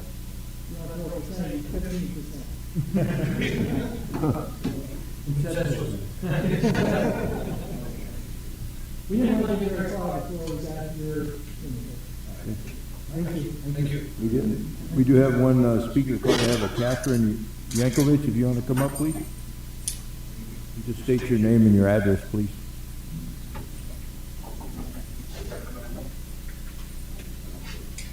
My name is Catherine Yankovic. I live at 1243 South Holy Spirit Lane. Our property is one of the 4 county properties who will be affected by the Hagen project. This is the first time I have officially heard anything about it. The only reason I know about it is a friend mentioned and said, hey, I hear you're getting a sidewalk. We were not contacted. Councilman Rios, you were right. They're not communicating. We need communication. The reason I'm here is to try and get ahead before the project gets really going, because I've learned once they get going, you can't change it. I would like to have the 3 more copies of the papers that I got from Mr. Jepson for the other neighbors, so they can know what's going on, if you would. And we can pick them up. Trying to keep this short. Part of the issues for the neighbors are, yes, our driveways. May not be many compared to down on Jess Hayes, but there's 3 driveways, and it serves 4 households. There's the issue of drainage, because depending on what they do, they can just end up pushing more water down our driveway. And the way that Hagen has been built up, it has a crown, and one side, our side, the side that's proposed for the sidewalk, has a ditch for part of the way, and the water comes in, down in the ditch, and down our driveway. I don't need more of that. It's already caused problems.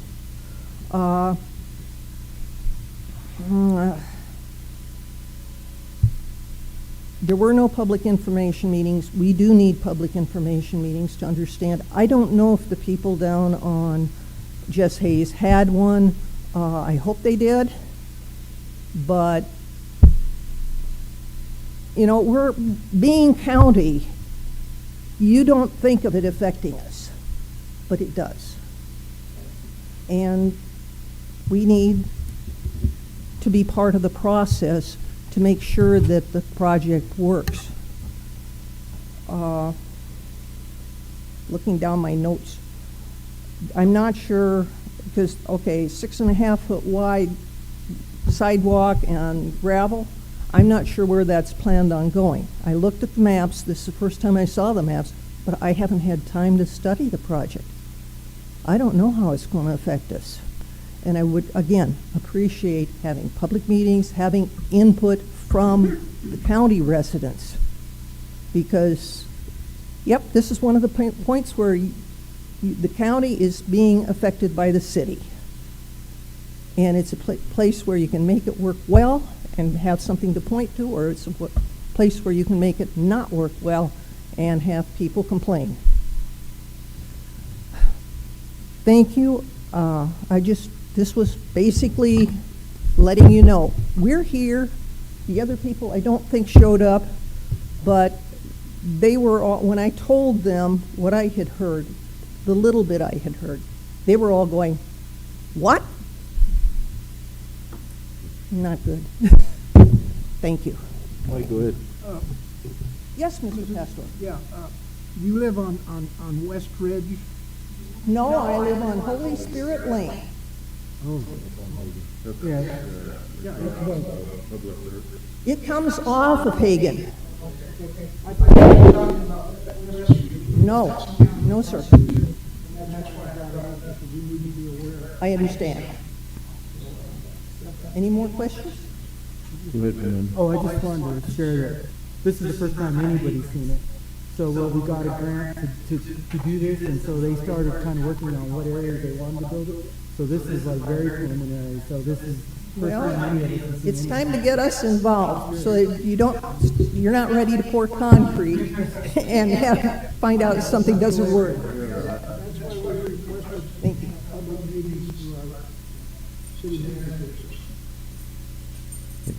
Thank you.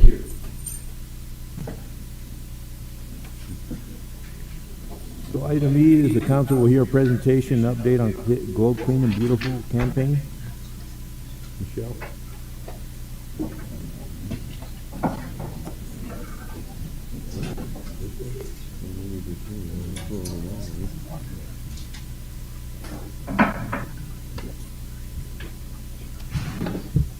Good evening, Mayor, Council, my coworkers, and citizens.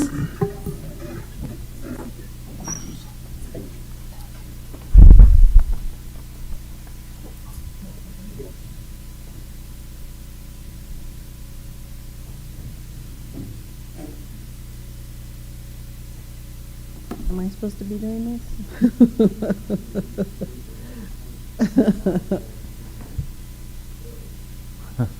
Oh, okay, there we go. So I was going to talk to you a little bit. Oh, is it not stopping? It's a little. I did a slideshow, I guess, and not a individual slides. I was going to talk to you about the community cleanups, the Globe Clean and Beautiful community cleanups that we've been doing. If we can get back to the second slide, it'll show some numbers from January event that was very successful.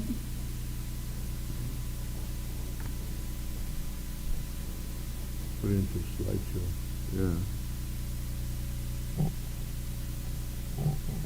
Yeah. There were 296 tires taken away, over 31 tons of garbage, furniture, and vegetation, almost 8 tons of metal and appliances, and so it's a total of 78,000 pounds of total garbage for our community. We can just do these real quick. This is a roll-off by Samaritan Vet Clinic. We had the one by the library. There was one by Multitech. And we had the one at the dog park. So the one at the dog park is a staging area. I did separate areas for tires, metal, appliances. This time we're going to add a furniture one. And we're going to, I'm working also with AZ Strut.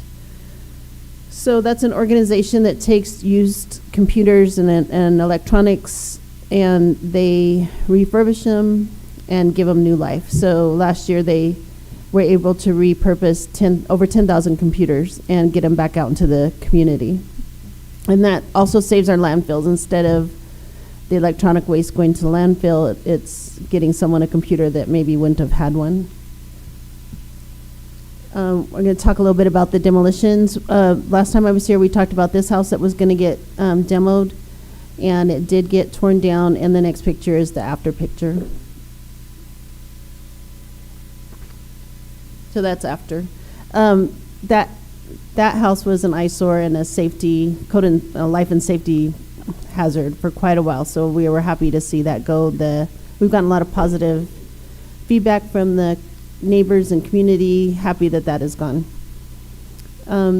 There's one coming up on Apache Street. He had been issued a notice of violation from code enforcement, and he's doing this demo on his own. There's a house that's dilapidated that the owner is taking down on his own. So we're always excited if someone can do that on their own, from encouragement, from a letter, notice of violation. So we appreciate all the departments that all work together to make the cleanups possible. Even the demos, it takes a lot, everybody together. So there's collaboration between all the city departments, and the community is the key to our success. Together we are Globe Clean and Beautiful. We thank everyone involved. We appreciate the combined efforts of the community volunteers, council, and staff that work together to make this initiative possible. We're cultivating a cultural change in the city of Globe. So I wanted everyone to save the date. It's actually this weekend. It's Friday, Saturday, Sunday is our next community, the Globe Clean and Beautiful Community Cleanup. In addition to the cleanup, we're doing a shred event. So for protected documents. So it's for 3 hours from 11 to 2 or until they collect 300 boxes of documents. So I would encourage our citizens, if you have documents that need shredded, to bring them down. So it's tax documents, bank statements, credit card applications. There's a lot of things that you don't think of that I have it on the Globe Clean and Beautiful Facebook page of different documents that you're probably not thinking of that should be shredded. And then there's 4 different dumpster locations, as Councilman Rios had spoke to earlier. And we're actually on the last slide, one more. Capstone has offered, in conjunction with the Kathy Sanchez Cañas Memorial Foundation and the Globe Trash Mobbers, they traditionally do a cleanup the second Saturday. They are going to instead asked that the dumpster be put on the corner of Euclid and Gleason, and Capstone is going to pay for that dumpster and pay for the dump fees on that extra dumpster. So we're actually going to have 5 rotating dumpsters that are going to happen Friday, Saturday, Sunday. So the main place is the dog park. So that's the staging area to take metals, appliances, furniture, tires. I think that's about it. Did you have anything, Tim?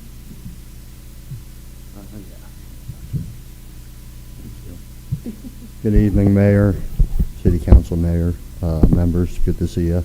I just kind of re-hit this. Michelle covered a lot of material quickly. I want to kind of emphasize on the cultivating a culture change in the city of Globe. As you can see, what's going on here is we have the domino effect that we're starting to see happen here. This is the city stepping up and implementing programs for our community to ultimately better it. Now we have third parties, other entities, other jurisdictions that want to climb aboard and partake in that. And that's exactly what we're looking for. That's the type of behavior that we want to encourage. And remember, this is culture change. We're seeing a lot of different things here. We're just trying to cultivate people to be more vigilant about our surroundings, making it a better neighborhood for all of us to live in, a better city for all of us to live in. And these projects are just the start. And we have other projects that are part of this, and that was the, if you may have noticed, we're kind of a telephone pole farm in the city of Globe. And we have a little bit of a spaghetti mess in our air. So we're trying to attack that as well. And we've had third-party people involved in that are stepping up to the plate. They're involving themselves. They're making progress. You're going to start seeing those changes in the city, again, with all the help from city departments and utility departments stepping up to the plate doing this. It's a tremendous effort. These are issues that we run into a lot in rural towns, that a lot of rural towns are faced with. So these are just beginnings of, you know, our efforts into clean and beautiful Globe. So I just wanted to touch base on that. Mr. Mayor, I'd mentioned at the beginning of this meeting about a street light repair program, and that triggered a thought. I went a city block, an L-shaped city block, up by the school up there, completely dark, and there were 3 or 4 street lights that were out. And I don't know why those have never been addressed. But the vision I had after stumbling around in the dark in a flashlight and the dogs barking was, we just need to keep an eye on what we're doing and get back to encouraging our public to call it in. 3 or 4 lights out on a L-shaped city block was appalling. And it's up there by the dog park area. And that used to be such a pretty area. I think it was McNulty's that had a place for buying flowers and such, garden area. And it was completely dark. And that's my district, and I was appalled by that. So thank you for helping that along, and the pride's coming back. So I'll keep looking for street lights that are out. So thank you. What Mr. Manfredi was referring to is the APS will put a new power pole behind an abandoned one. They'll move their line off, and then 2 other utilities are usually still on the abandoned pole. So we're trying to, we've had meetings with them, and we have everybody at the table at the same meetings, and they're recurrent meetings, and we're figuring out who's on the poles, who needs to be moved off, who's going to remove it. So it's a little bit of a process, but they've already removed some, and we're hopeful that more will be removed in the future, and that those abandoned poles will get taken out. That was exactly the situation when my parents and I moved into the house on Bankers. 2 poles behind us, 2 poles to the west of us, or east of us. Same thing. We had too many poles in the area. And then they got contractors in and they straightened that out. Good. So thank you for working with them. Thank you. Thank you. Next, we have the consent calendar, and matters listed on the consent calendar are considered to be routine and will be enacted by one motion and one vote. Public hearing items are designated with an asterisk. Prior to consideration of the consent agenda, the mayor will ask whether any member of the public wishes to remove a public hearing item for separate consideration. Members of the council and/or staff may remove any item for separate consideration also. Item A, accounts payable, $436,219.35. B, consideration of waiver of section 2-4-10A prior discussion rule to allow action on the balance of the consent agenda. C, consideration to approve the bed tax distribution request for Gila County Historical Museum for the first quarter of fiscal year 2023-2024 in the amount of $8,691.48, and second quarter for fiscal year 2023-2024 in the amount of $7,626.27 for a total distribution of $16,317.75, funded from account 10-51-51925, General Fund Community Organization, Gila County Historical Society. Item D, consideration to approve the bed tax distribution request for the Globe Miami Regional Chamber of Commerce, first quarter fiscal year 2023-2024 in the amount of $13,037.23, and second quarter fiscal year 2023-2024 in the amount of $11,439.41, for a total distribution of $24,476.64, funded from account 10-51-51900, General Fund Community Organization, GM, Globe Miami Regional Chamber of Commerce. Item D, consideration to approve bed tax distribution request for the Corvo Valley Center for the Arts for the first quarter of fiscal year 2023 in the amount of $11,588.65, and second quarter fiscal year 23-24 in the amount of $10,168.36, for a total distribution of $21,757.01, funded from account 10-51-51920, General Fund Community Organization, Corvo Valley for Senate Arts. And item F is consideration to approve bed tax distribution for the Globe Downtown Association for the first quarter fiscal year 23-24 in the amount of $11,588.65, and second quarter fiscal year 23-24 in the amount of $10,168.36, for a total distribution of $21,757.01, funded from account 10-51-51915, General Fund Community Organizations, Globe Downtown Association. Anybody from the public, the staff, or council wishing to remove any of those for separate consideration?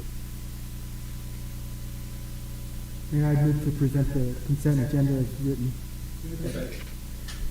We have a motion and a second for approval of the consent agenda as read. Is there any further discussion? All those in favor say aye. Aye. Any opposed, nay. Any abstaining? Motion passed. We have no new business, so we'll go to action item 7A, and this is public hearing and consideration of ordinance number 888, a request to amend the planned area development overlay zoning ordinance number 830 of the city to reduce the phase 1 residential lot minimum interior front, side, street side, and side building setbacks in the minimum lot size and dimensions, apply modified public roadway details, codify the conceptual site plan and previous approval for building height and density as it relates to all phases of the development, and allow public facility, church, hotel, and convention uses by right on a total of plus 58 acres of land located at 1785 Highway 60, APNs 205-15-017E, 205-15022C and B, and 205-12-001A and E, case number Z-2401. Is there an ordinance you have to read, or do we have one? Yes. We don't have it. Thank you, Mr. Mayor. We will be considering ordinance number 888 this evening. An ordinance of the Mayor and Council of the City of Globe amending the planned area development overlay zoning ordinance number 830 of the city to reduce the Phase 1 residential lot minimum interior front, street side, and side building setbacks, and the minimum lot size and dimensions, applied modified public roadway details, codify the conceptual site plan and previous approval for building height and density as it relates to all phases of the development, and allow public safety, church, hotel, and convention uses by right on a total of more or less 58 acres of land located at 1785 Highway 60, APNs 205-15-017E, 205-15-022C and B, and 05-12-001A and E in the city of Globe, county of Gila, state of Arizona. Is the council pleased with that reading? Thank you very much. Mayor, council members, this is Davey Burkhart, your zoning administrator, presenting this agenda item. And I'll go ahead and apologize now for that lengthy description of this case, but obviously we're very thorough and clear, I think, to the public on what's involved in this, hopefully. So with that, I'll just hop right in. Again, this is a request to amend an existing planned area development that was approved back in 2015.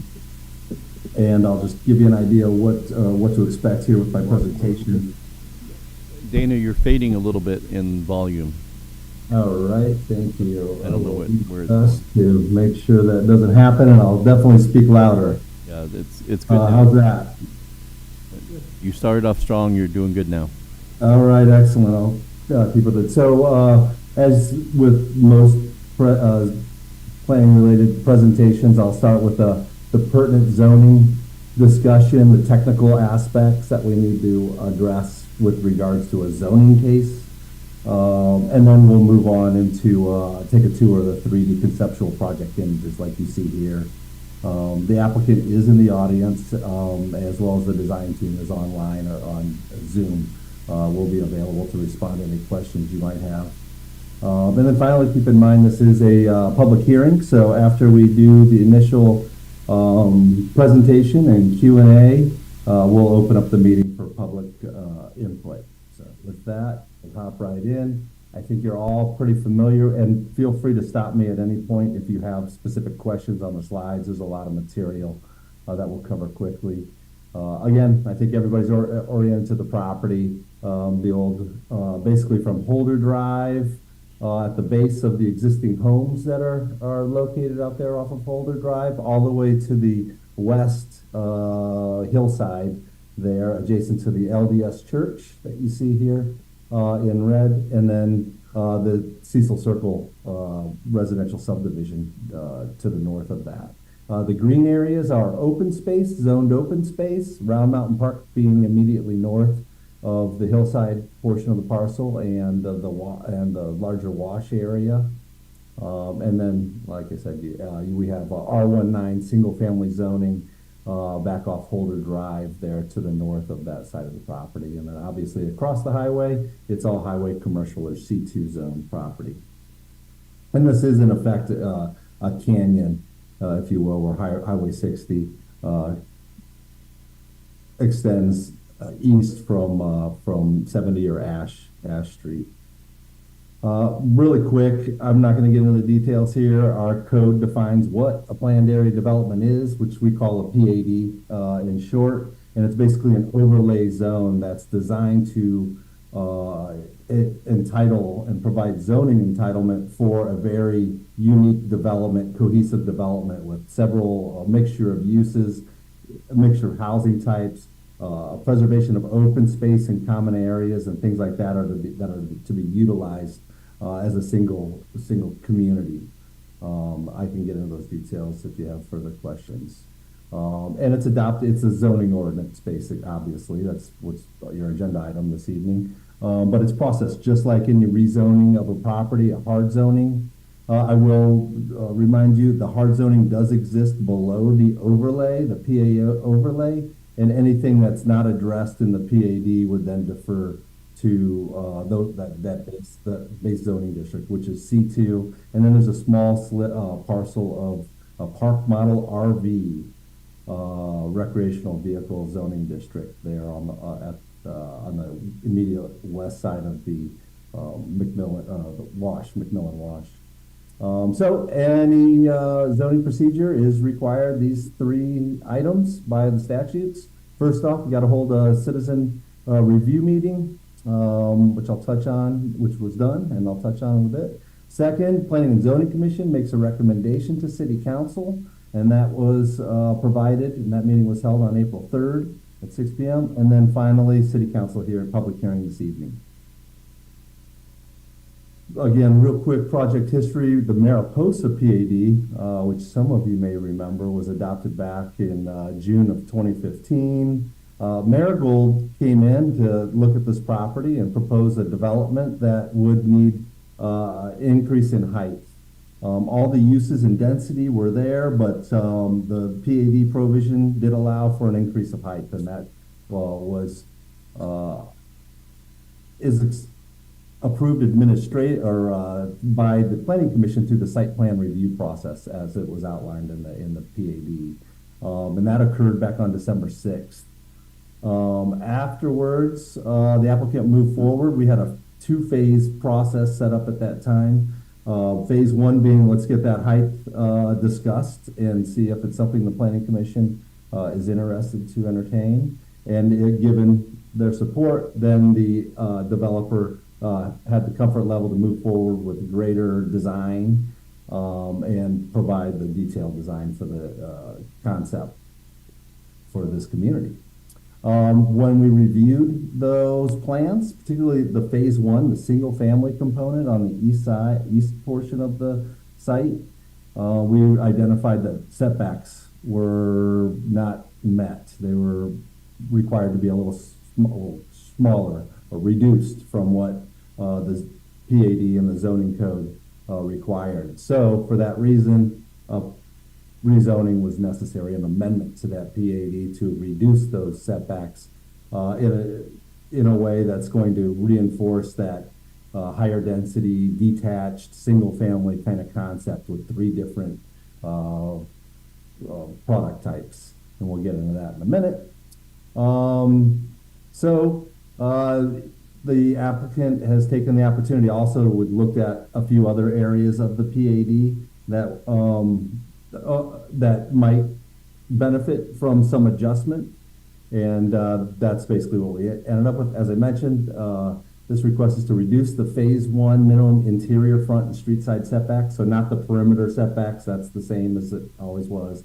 Buildings can't go closer to any of the property lines on the perimeter of the property. It's all internal. Second, they wanted to reduce the phase 1 minimum lot sizes. So just have a smaller lot size. Basically, it's 5,000 square feet for the conventional. For the most part, or 4,900, I think, might be the smallest single-family lot. And then those cluster concepts that you'll see have very unique lot dimensions that are specific to that product type. Then second, they wanted to modify the interior public roadway standards to accomplish that character that they were going for. They thought that the city's standard local road detail and collector road details weren't sufficient to, like I said, reinforce the design and the character that they're trying to accomplish. So they're proposing some modifications, and I'll touch on those when we get into that portion of the discussion. And then another item, they recognize they have a church use proposed on the property, as well as a hotel and convention use. And then newly, as you know, they proposed to dedicate a parcel for a future fire station or public safety development. Well, church uses and hotel convention uses are specified in the PAD with an approved conditional use permit, which mirrors our city code or our zoning ordinance. So given this is a cohesive development, they felt additional approval for that type of use could be addressed through this zoning, right? We can see where those uses are located, how they're oriented, and realize that they're not really having an impact on surrounding properties as conditional use permits are intended to are designed for. And then also, we don't have a provision for public facilities like a fire station or public safety use on the property, so we're adding that as a permitted use. So allow by right means it's a permitted use in lieu of a prohibited use or a use allowed by a conditional use permit. And then finally, also we wanted to memorialize the effort and the height discussion that occurred previously and approval with the Planning and Zoning Commission back on December 6th. So, as well as this new site plan. So they're also replacing the conceptual site plan that's included in the existing Mariposa PAD with the Marigold design, site design, community design master plan. And then also adding additional project-specific design guidelines to that PAD that help, again, reinforce the concepts for this Marigold master plan community. That's the overall site plan. I did take the liberty, this is a phase 1 drawing, and then I added the phase 2 schedule, so it's all on one single sheet. Since that Planning and Zoning Commission meeting, a few items have changed. The phase 2 being the east side, or I'm sorry, the west side of the development, or the multifamily and convention. So we'll orient you really quick. Building C and D here on the to the left of the screen in gray. D would be the convention facility. C would be the hotel resort property. And then these red buildings are the multifamily mixed-use buildings. Particularly 6 and 3 and 4 create this mixed-use concept right at the entryway. And then 1 and 2 are more strictly residential. Don't quote me on that, but and then up on the top of the hill, we have a chapel, and then another potential clergy housing in building B. And those are lower level, lower scale. And then obviously you see the open spaces in green. There is a bridge connecting over to phase 1, which is anticipated to be obviously the first phase. That property is generally graded and shovel ready for a subdivision. The perimeter homes in brown are conventional single family, if you will. Some are alley loaded, so they would have a rear garage possibly, or they have some options there. The yellow homes you see in these alley kind of configurations are a cluster product that you'll see some more images towards the 3D images towards the end of the slide. And as you can see, they're oriented around an open space. So it's more of a higher density, detached cluster type of housing concept, which is very uncommon now down in urban areas. And then the orange rectangles are the proposed row homes. Basically, they're detached townhomes. Again, alley loaded. There's an alley to the rear of those, and we can look in greater detail at phase 1 plan. And then again, you see those green open space park areas spread throughout the community, and the landscape median roadway being Marigold Boulevard is the backbone of that concept. Parcel H is the proposed fire station, public facility location. And that, yes, is located there. We'll touch on a few things related. One change that happened since the December 3rd was staff felt it a good idea to connect. We did get some initial public comment that a frontage road would be nice from some of the existing residents. So they added this connection to Holder Road, which since we'll get into, but we've decided that's not going to be a connection as of now, and that would be emergency access only for fire emergency vehicles. And I'll touch on a condition of approval. So these lighter colored brown buildings that are adjacent to this existing single family home, which happens to be the Gibson's home, DJ's Casa, or the Jonovich parcel is this larger parcel, and then I believe the Domelins own and still live in this lower parcel here. These homes surrounding the Gibson residence there are all shown to be restricted to a single level, and that would be part of the zoning given this amendment goes through. The total multifamily units on the phase 2 portion or phase 3 portion of the development are 600, and then the total units on the single family portion are 120 units. On December 6th, in the initial concept or rough concept, looking for the height exception, they showed about 129 units in the single family side and about 580 units in the multifamily side. Now it's 600 on the multifamily side, so that increased by about 20 or 21 units, and 120 decreased by 9 on the single family side. And then they locate a community facility building, an amenity area, being Building E here with a pool and fitness center, from what I understand. Any questions on that site plan before we move on? Very good. This is a blow up of phase 1.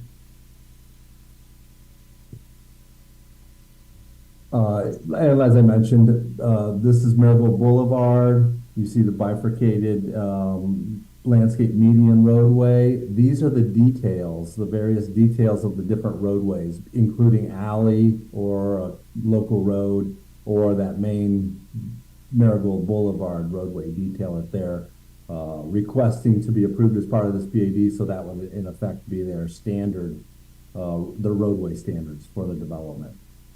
And again, those are designed in a way to help reinforce the concept. One of those concepts is that they're detaching sidewalks in some areas. So that gives us room for landscaping in between back of curb and where you would have on-street parking, parallel on-street parking, curb, 5-foot landscape strip for tree-lined street, 5-foot sidewalk, and then a property line, and then the building setback of 10 feet is what is proposed for the single family. I'll touch on that in a minute. And again, this Cavalry Way is stipulated in our conditions of approval to terminate, not connect through to Holder Drive, and provide a fire turnaround as required by the fire department at that terminus. The next step, just to give you a heads up, should this amendment move forward and be adopted, is for the applicant to submit a subdivision plat to create the lots and go through the subdivision and infrastructure drawings and design drawings for the improvement plans. And through that process, we'll be looking at those modifications and everything, and confirming all the other infrastructure details and how it operates. But generally, this is the concept that they're moving forward with, or requesting for approval at this time. So the PAD, in addition to the modified language and those design guidelines I mentioned, they also, like I said, reduce the minimum setbacks. So we have an appendix with each of the different 3 product types.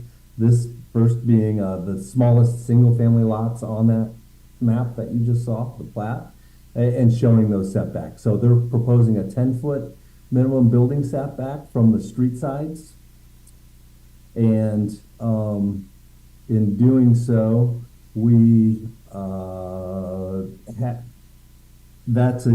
for this size lot, that's a very common setback for non-forward facing garages.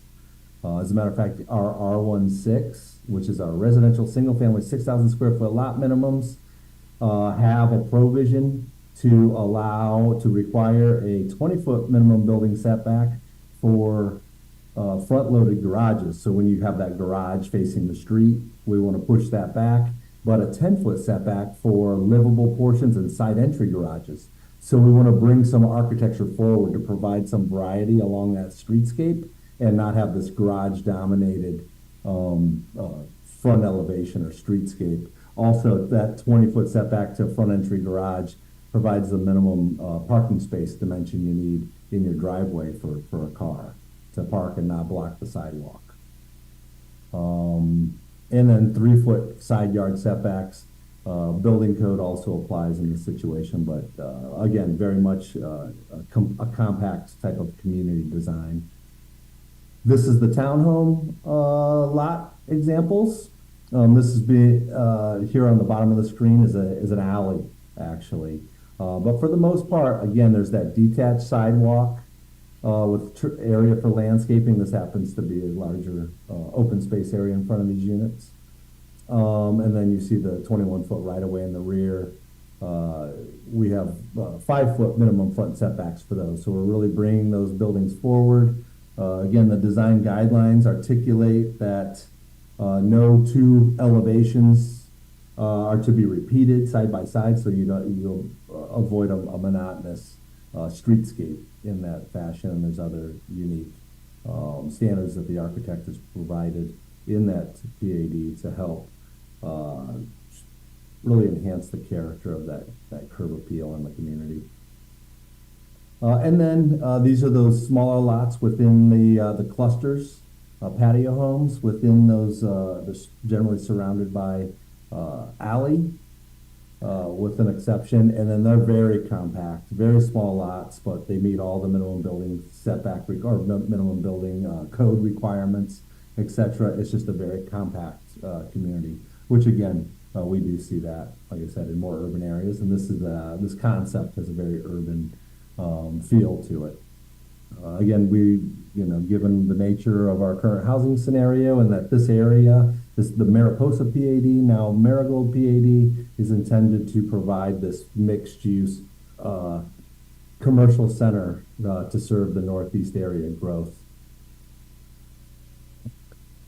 Neighborhood concerns were expressed at the March 20th meeting and then reiterated at our planning and zoning, our public hearing at the last meeting. And the primary concern has been knowing that internal roadway connection to Holder Drive. So we have stipulation number 2 proposed in staff's recommendation that internal roadway won't connect. It'll be for emergency access only. And there's certain standards we utilize to show that it's emergency access and limit and restrict access from the public. And then a turnaround might be required. Is there a question?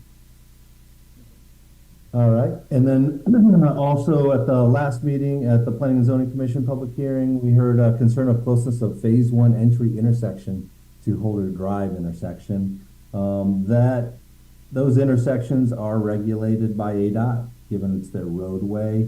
There has been preliminary meetings. I've sat in at least one, I think 2, with ADOT, and the applicant has responded to ADOT's preliminary comments, but however, no formal application has been applied for. I believe the developer's waiting to find the determination of this evening's meeting before they move forward with that.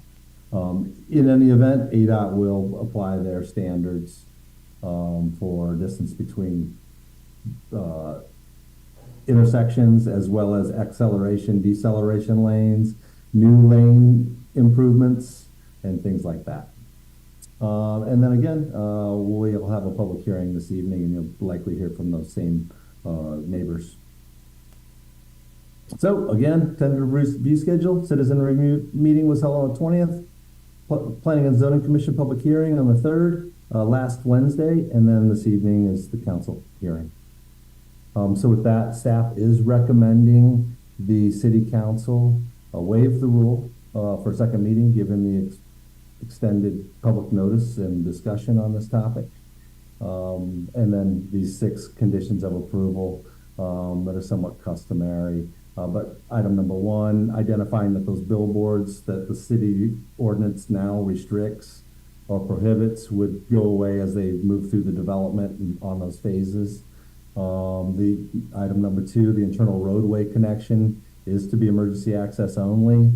Again, and city council approves all city assets, such as roadway assets, such as a connection like that. If Holder Drive were to ever be dedicated to the public, city council has to take action and consider that, things like that. These roads that you saw in phase 1 are all proposed to be public roadways.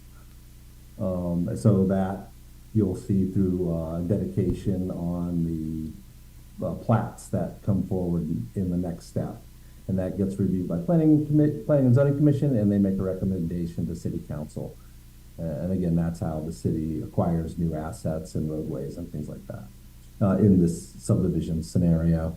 Item number 3, in the event McMillan Wash Bridge crossing is not constructed upon the completion of any of the phases, we want to make sure that we have adequate on-site fire apparatus turnaround.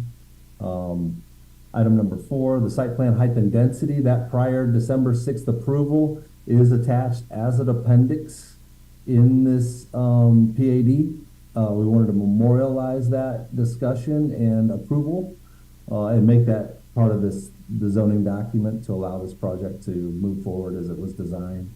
Item number 5, the rezoning also fulfills the design and site plan approval requirement of the zoning code that is ultimately decided upon by Planning and Zoning Commission, which they again recommend unanimous approval of this ordinance 888. And then finally, all accessory structure placement shall conform to our applicable zoning codes. There are a couple shown on that map that might not necessarily meet our setback requirements, so we want to make sure we capture that. So with that, I'll just take you through the development. Are there any questions from what you've heard so far? Ready, go ahead. Excellent. Yep. In a project like this, are there water runoff retention requirements? There are. And they show, this isn't the engineering documents, but yeah, they have underground and above ground storage proposed. They'll be required to retain their 100-year runoff. Okay, thank you. Mike, go ahead. Dana, the houses in the, around, where Darrell and Leilani live, those little houses right next to them, I know that they live below the Jarnovich and the other property. How are you going to separate between them and Darrell and Leilani? Is there going to be a wall there or what? So there's a bit of a grade difference, not much, but there's a grade difference. We still haven't seen the wall plan. That's something that I've commented on and will review at the time of the subdivision plat of what that treatment is. But like these existing homes, they have minimum setbacks from side property lines. This happens to be the rear setback for these homes. So they have a greater setback from those properties. So, but we will be looking at how they propose to, where they propose perimeter wall and what that looks like. Is it appropriate for me to ask Darrell and Leilani? I think during the public hearing, they'll be coming up to speak. All right, and keep in mind, these are all restricted to a single level at their request. Anything else? Mr. Mayor? Paul, is our fire chief kept in the loop as these changes and things go on? Fire chief's at the center of the loop. So. That's my concern. I've seen 2 recent construction fires in both Tucson and Phoenix area, and you always wonder if they have enough access during the build-in phase to deal with a fire like that. But yeah, please keep them in the loop. No, thank you. Very involved. All right, excellent. Well, we'll take you through the 3D tour. And you're looking, you're on the west side of the property, basically over the top of the church, looking east, the existing church. Looking east, so on the foreground, obviously, we have those multi-family or the multi-story multi-family buildings. Starting from the far left, you see the chapel on top of the ridge or on top of the hill. Those are the highest point. That monastery or former clergy housing directly behind. Looks like they have a roof deck there. All these dark panels on top of the buildings, they are being proposed for solar and a number of other green development techniques. are incorporated in the buildings. And then you have those multifamily buildings. Down here, there's parking structure underneath some of the buildings, most of the buildings, and you can see those entrances. And then again, ground floor retail and office in some of those situations, particularly this large one in the middle. And then we see the convention center and resort opposite it with the large plaza separating the two. And then connection and bridge over to the single family side of the property. And then that, again, that fitness center, public community building, community facility here in the middle. That's a close up of the hill. One thing that we've discussed is the treatment of this retaining wall, or the retaining walls that would occur on the property. And there are guidelines that are in the PAD proposed for this amendment to ensure that it's going to blend in with the surrounding topography and color and so forth. So it actually wouldn't be this stark white necessarily. It would be more muted to mimic the colors of the surrounding landscape. And then there's always a bit of disturbance beyond the construction boundary, and that would be revegetated, and we can introduce some trees and things like that to help soften that look. Again, that's the multifamily and convention resort side. It's looking from up on top of basically the entrance, over the entrance, those first buildings in that commercial corner here in that mixed-use building. Again, plaza, walkway area, that commercial kind of ground floor mixed-use retail office feel with on-street parking. And the same, now we're looking from the entrance towards that big pedestrian plaza in between the resort, which is back on the left, and the convention center, which is on the right. And now we're going to move through the single family area, I assume. That's, again, that look at that plaza. We're looking at the resort directly ahead, and then the convention center on the right-hand side.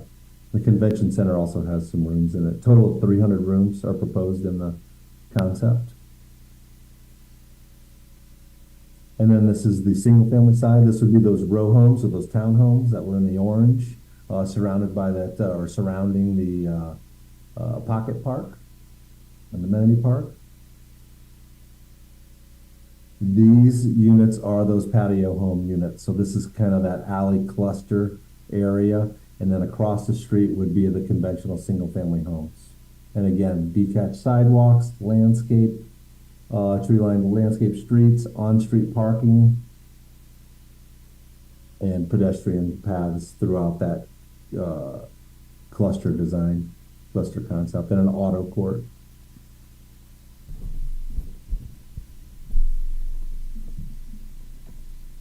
So this is the east entrance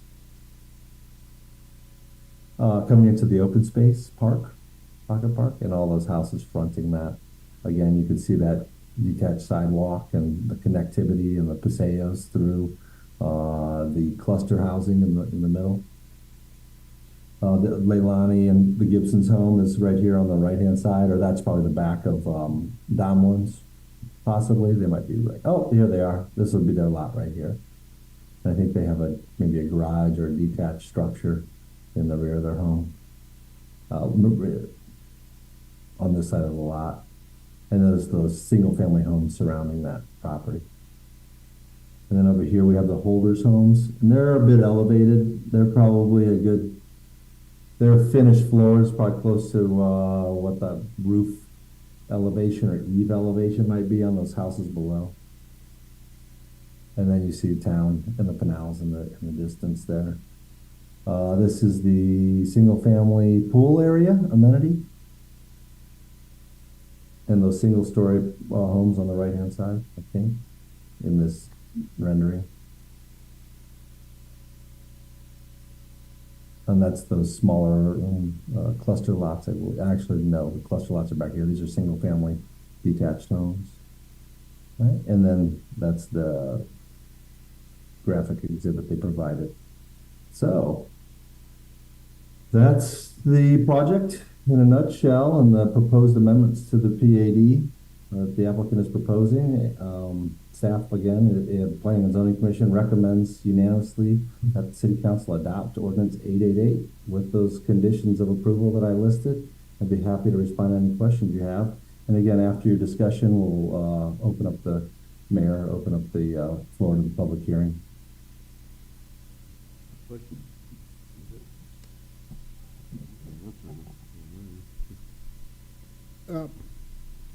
Dana, there's this, I used to hike up there at Round Mountain, and I used to go on the McMillan Wash Trail that goes around the side of where all of this is going on. And I think I read something about there's going to be public access to that trail through this division. Oh. Correct. In the city's infinite wisdom, the original PAD included a requirement that public access be provided from ADOT right away to Round Mountain Park through this property. So an easement will be dedicated, if it's not already dedicated as a public roadway or public access.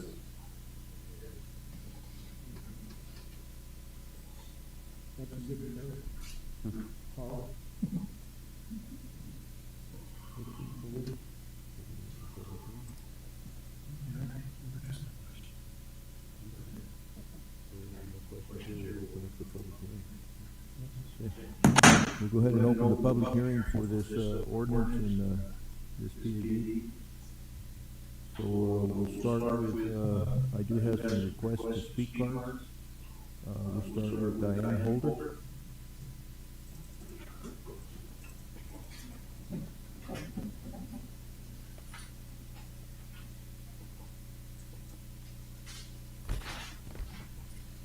Good evening, Mayor, Vice Mayor, and Councilman. Diane Hunter at 1875 South Holder Drive. We have lived out at Holder Drive for a total of 24 years total, 4 years, and then moved to the other side of town and back for 20 years. And so, anyways, I was born and raised here in Globe, Miami. I've lived here my entire life. I'm not opposed to seeing the area grow. And I knew when we built our house that, you know, we're building by vacant land and highway frontage property, and that something eventually was going to end up coming there. So, I mean, it could be worse than what this is, but I'll just address some of my biggest concerns. And one of them is, first of all, the one and only entrance now that they're showing to enter into the first phase where the housing units are. There's just one ingress and egress, and I know at the Planning and Zoning meeting, Dana said that ADOT, you know, he had said ADOT knows about that, but where that is also is extremely close to our private drive. So I think there's quite a bit of frontage property there that these people are purchasing, and so I don't know why it couldn't be further away from our private drive, because seeing over 120 new residents pulling in and out of there that close to our drive is a concern for me, so the safety. The other concerns I have is the sewer line. I think it's, to my knowledge, 8-inch is going to accommodate for all these people. We've been paying city taxes all these years and have never had sewer. So I'm hoping that if this happens, we're going to be able to get on it, and it's going to accommodate for everybody. And also, I have a concern of our water pressure being affected by this. And then another concern that I have is basically zoning ordinances, which is laws, is put in place for a reason. And so I just think that changing the ordinances, changing the setbacks and the height restrictions, we're setting a precedence for everybody in this community. I mean, if I was to come and say I want to build a new house on this lot and I want 3 feet setbacks on each side to my neighbor next to me, am I going to be able to do that, or that's only for this neighborhood? And then also the concern with that 3-foot setbacks is next to the neighbors And I know that the fire chief is involved in this, but I still find it hard to believe that that's not going to, one structure starts on fire and it's just, and then there's alleyways instead of, it's not wide enough for streets, so alleys. Then we have they talked about it more on the planning and zoning meeting about some of these units being on-street parking only. So no room for off-street parking, on-street parking only. There's an emergency, whether it's in a fire trucks needing to get through, or even an emergency at one of these residences where an ambulance is needing to load somebody at their house that's possibly having a heart attack. And we've got no off-street parking. We've got only on-street parking. How are they going to get to these residents in emergency situations? So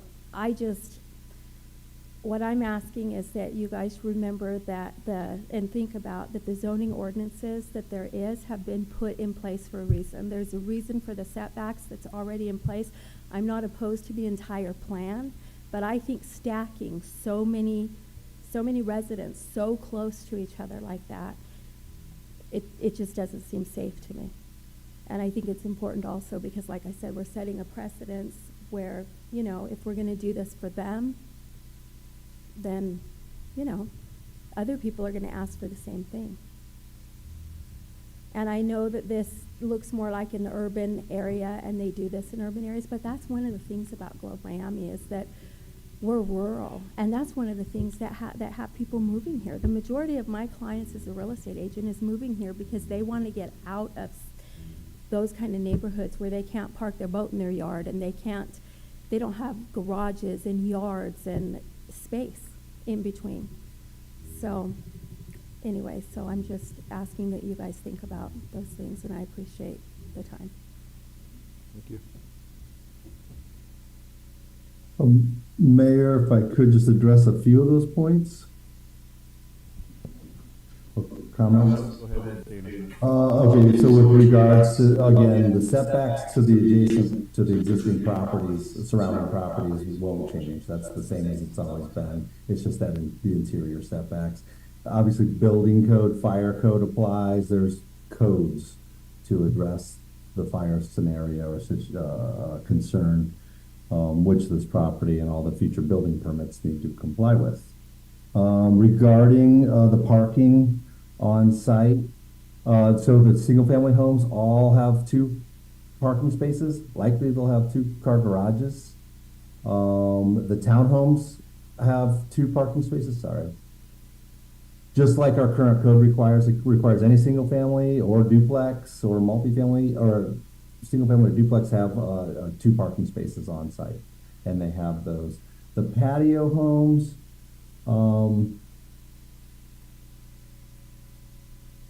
The patio homes can have 1 parking space on site. Now we're not including on-street parking, strictly on the property, on the parcel itself. So if there's a 2-bedroom or less of these homes, they can have 1 parking space. If it's a more than 2 bedrooms, they'll have 2 parking spaces on site. So there's just only that. Those patio homes are the only ones that have a little modification. They're anticipated to be very very small units. And in my experience, that should be adequate. Particularly, there's a lot of roadway in this design. So there's a lot of on-street parking that'll occur too for guests. And then finally, with regards to a precedent, now again, that's why a PAD is very unique. It needs to have this whole character identified and design standards that reinforce that character. That's somewhat tried and true across the nation and other, areas. If another development comes in and wants to show this level of design and configurations, that's what the purpose of the PAD is for. But no, by no means does it set any precedent. This is a very unique property. I mean, this and Hill Street School are the only 2 PADs that that I understand you have. You have overlay on vacant land in other areas that aren't specific like those 2 developments are. The mine property, for some reason, has a PAD overlay, but no particular zoning standards that are applicable. So anyway, that's all I have. Thank you. She also asked about the sewer line, because I think we have an 8-inch line there. And she also asked about water pressure. I know Yes. I think I gave her too much water pressure, but those are the things about it. Mayor, members of council, we wouldn't allow this to be built without adequate water and pressure and sewer capacity. The 8-inch line that we talk about is the, in the Utah, which is already scheduled to be replaced. And we've worked very hard, council's worked very hard to find funding to improve the infrastructure out the Northeast Corridor. We will have capacity for this and other projects. So there is no, there's absolutely adequate water and sewer capacity for this project. And if I could, more specific to, I think, what Diane's concern was, hey, they're on septic. They'd like to connect. So we have asked this developer to stub out, both here at Cavalry Way and then another location here for our future sewer connections to allow the development to connect to their properties or future development in that the large 100-acre JT Morning Glory parcel. Same with the water. We've asked the water to stub out. Just to let you know, there is an existing water line that extends without an easement, that extends across this property that was built some time ago that we don't have any permit records for to serve water to these parcels. There's a, you'll see in the subdivision design, should it move forward, how we're gonna work around that and just make it all work and continue to provide their water as they've had. And Dana, a question, I guess, and you might have answered this already in the beginning, was the requirements width for emergency vehicles, and those are all met with the main roads and the alleyways. I'm sure that the Correct. There's a full fire radius design that's been provided as well with the engineering set of plans.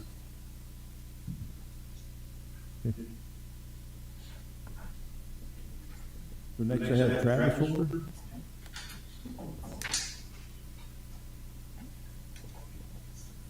Good evening, Mayor, Council. I'll try not to be too redundant. I probably will reiterate a couple things my wife said, but I'm also here for my mom's house. She's got property there. She wasn't able to make it, as well as our family LLC. We have property, so we're 3 properties out there, just so you guys know. Of course, I think my number one biggest issue, I'm kind of like my wife, we're not opposed to this project. We appreciate, you know, the developers have come in and talked to us, and we've heard some different ideas, and it's the best one we've seen so far, comparatively speaking, to what we've seen in the past. Like we said, it's one of those things that's kind of hard to swallow because you talk about your PAD, you talk about blending. I mean, right now, the City of Globe actually said in one of our meetings, where we live is the least dense neighborhood in the entire city. That's currently what we have. And so in our front yard now is going to be the most dense property in the entire city. So we're going from one to the next, which the compatibility, the blending, that's what a PAD says is the blend, right? So the blending is very questionable. But that being said, we're happy that it is going to be homes in front of us. One thing I'd like to clear with Dana, if I could, is we were told originally that in front of our house there would also be single story homes, and I'm not hearing that tonight, and so I'm wondering if that's still the case.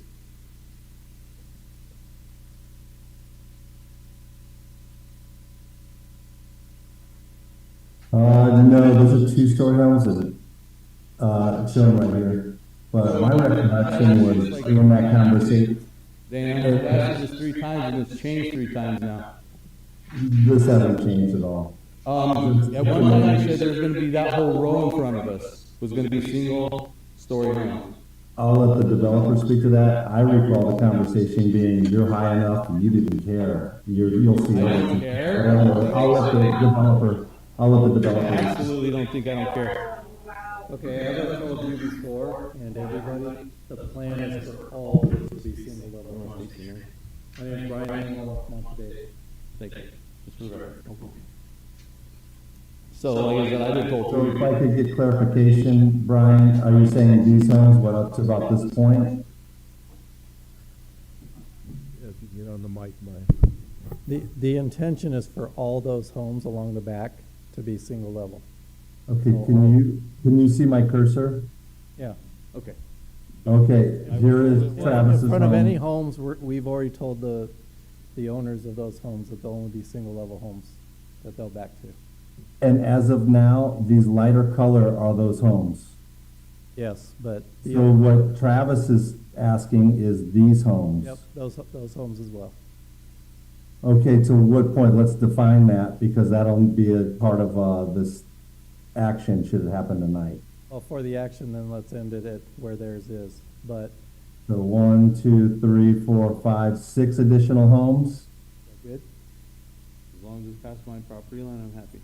Okay, so for the record Okay. there, but the intention still would be, probably all of those homes moving on would be single level as well. That whole line. All the way down? We won't be limited to that. I mean, it depends on the demand, and I think there'll be more demand for single-level homes than two-story homes. And we have plenty of lots in the interior and back into the highway that could be two-story homes. So the intention would be that all those homes along the back would be single-level. But for the record, if the holders are good with us stipulating that whole corner, then I'm good with that. And then those other ones could be two-story homes if people so desire. Okay, thank you. Thank you, Brian. And so you understand I've been told 2 or 3 different things several times, so that's good we got that clear. My other thing is, number one is safety, right? And I brought this up a couple times, and it has changed as well, is, as my wife said, the entrance, and it's the main entrance and the only entrance to the first phase, it's not really close to us, but it's closer than the drive-in road is right now, and I still don't understand why. I understand past the drive-in entryway that you can't go there because of the drainage and some of that stuff, but I still don't understand why that road has to be so close to Holder Drive, because, it is flat there, it is, the drainage doesn't start till further down, and so I still think there's gonna be problems with that. And I mean, if this ends up, and same thing, yeah, there's 2 different roads for that, one for entrance, one for exit, but I would think you would want more than one on this side and more than one on that side. And I know you can't introduce tons of traffic and tons of, points of egress and ingress, but I would think for one phase of 120 homes, just one close to our drive, right now this is conceptual, this is a drawing, and be changed. Once this gets approved, I think they said 500 foot. I've never seen that 100%, but I still don't know why it can't be moved down a little bit further to the existing. And I know that's an ADOT partial question, but ADOT doesn't necessarily tell you where to put it. They just approve where you want to put it or not, right? They have standards. So right now on a weekend, I can tell you right now, there's times I sit there 5-10 minutes. Sometimes I go past my drive up to the state yard, turn around and come back. 120 homes going in and out of there that close to our drive, there's going to be problems. I know most of it's ADOT. It's not on you guys, but I just still don't understand why that can't be scooted down some.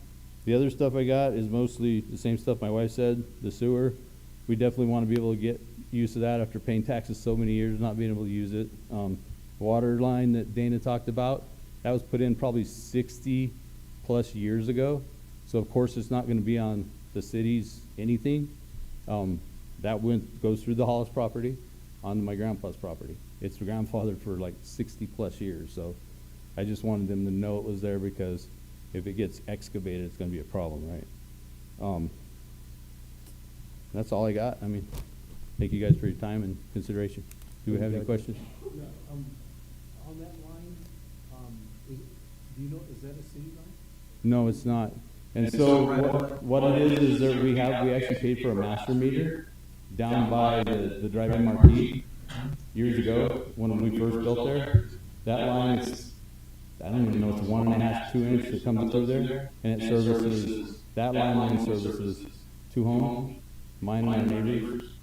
The other ones come from a different way up the road, but we have 2 or 3 meters at our house that the city put in, the same thing when we built. But I mean, the city knew we had one there. It's been grandfathered, but there are meters. There's, like I said, a master meter and 3 regular meters up by our houses. Those are city meters, but the lines are all private. Yep. Thanks. Next I have Ronnie Gibson.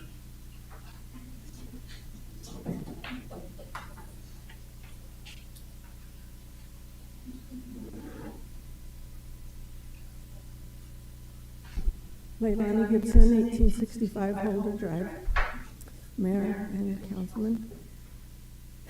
This is always emotional for me. We've been out there, this will be 31 years this year, so everything we've worked for our entire life is invested there. And so, you know, I'm like my neighbors.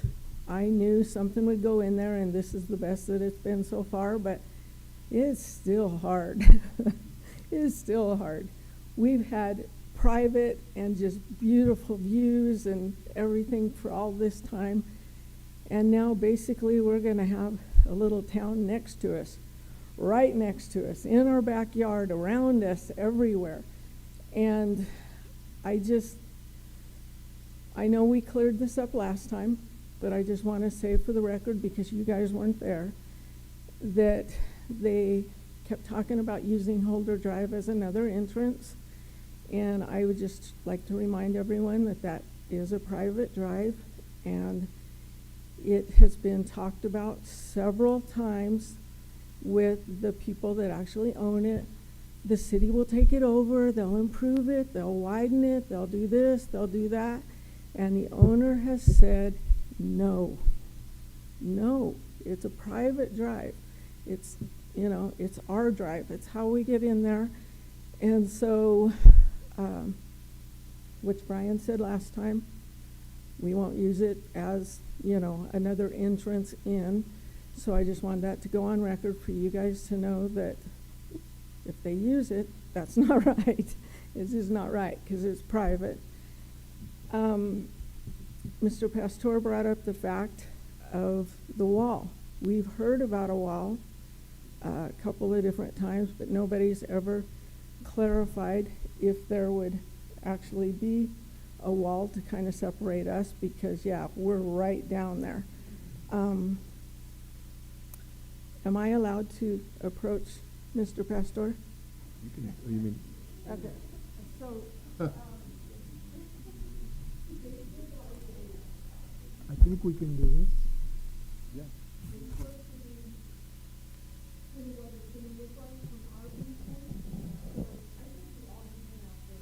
And you're seeing how beautiful it is in every direction around us. Like, we'll have a mic, 'cause this- You don't want mic over here. Okay, so you can hear me now? Yeah. Okay. So So you you all all have have been been out out there. there. Go back a little bit. The one she's gonna show you just had up there. You hear that, Vivian? Put the one that you just had there. Yes. No, pages. Sorry. That way everybody can see it too. Just sort of. That's the language. Oh, here it is. Right there. So you all have been out there and you've seen our view. It's incredible from every side of the back. It's just, we built out there because it's incredible out there. This is what we're going to see every single day of our life after this goes up. Nothing but other people's houses, roofs, everything. And I know you all are thinking, okay, we live in neighborhoods, but we haven't. And this is really difficult. When they told us about this, we're like, okay, we can do this because it's going to be homes. And at one point, there was 2-story homes in front of us, and we squawked until we got single-story homes in front of us. But still, this is what we're looking at every day. Is this your road? Yes. This is the road. This comes into our gardens, this goes around Squad Avenue, where my husband's shop is.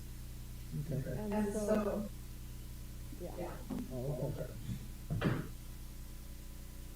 And so from our back porch, we like to go out on, look at the canals, enjoy the evening. And, yeah, that's what we're going to see from her. So, yeah, it's a little difficult for us. So, we are also concerned, you know, with all those concerns the whole person talked about. Because it is scary. That road is super scary. We've talked to ADOT repeatedly about trying to help us out with that road. This last year, after numerous calls, I did talk to him to at least extending the passing lane a little bit so we could pass right in front of our house. Because you can imagine people would, you're sitting down there on the road trying to turn in, they're trying to pass each other, coming forward. I can't tell you how many times we all have about being killed, but, yeah, that's an amazing thing. That doesn't happen. The traffic is going to be really bad. But there's even been a wall. Or, Brian, is there a design for a wall or something?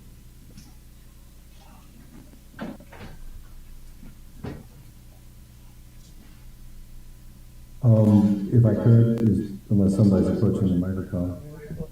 I've met with them before we even showed the city, planning and zoning, everything, from day one. And from day one, I sat with Daryl in his house and asked, you know, what would be best right behind your house, because you guys are most affected. And that's what we came up with, would be a single-story home. I asked if you want to park back there so you have more space. No, that probably wouldn't work. So, I mean, we've worked with them and been fully transparent with them from day one and addressed all their concerns, even when they changed their mind.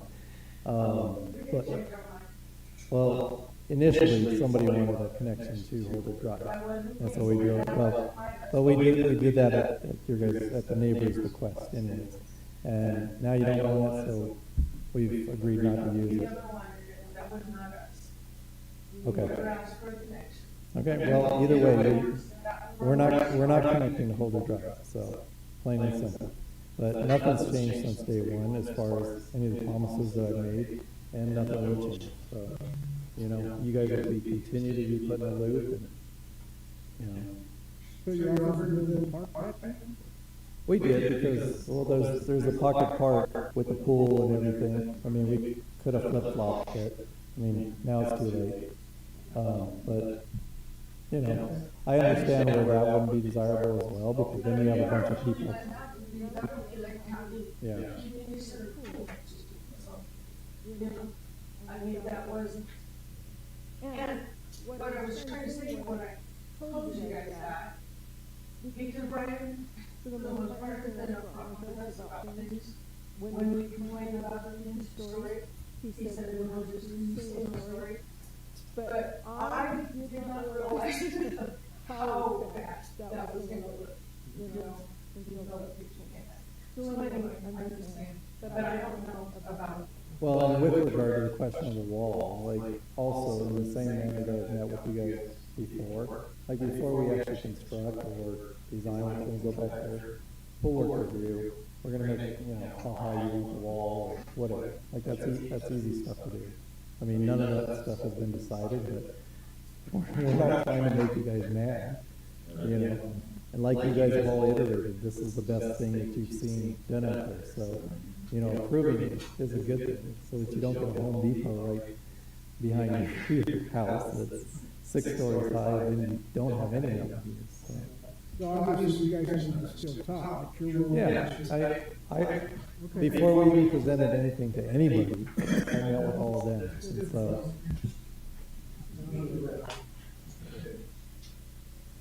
Thank you. Thank you, Daryl.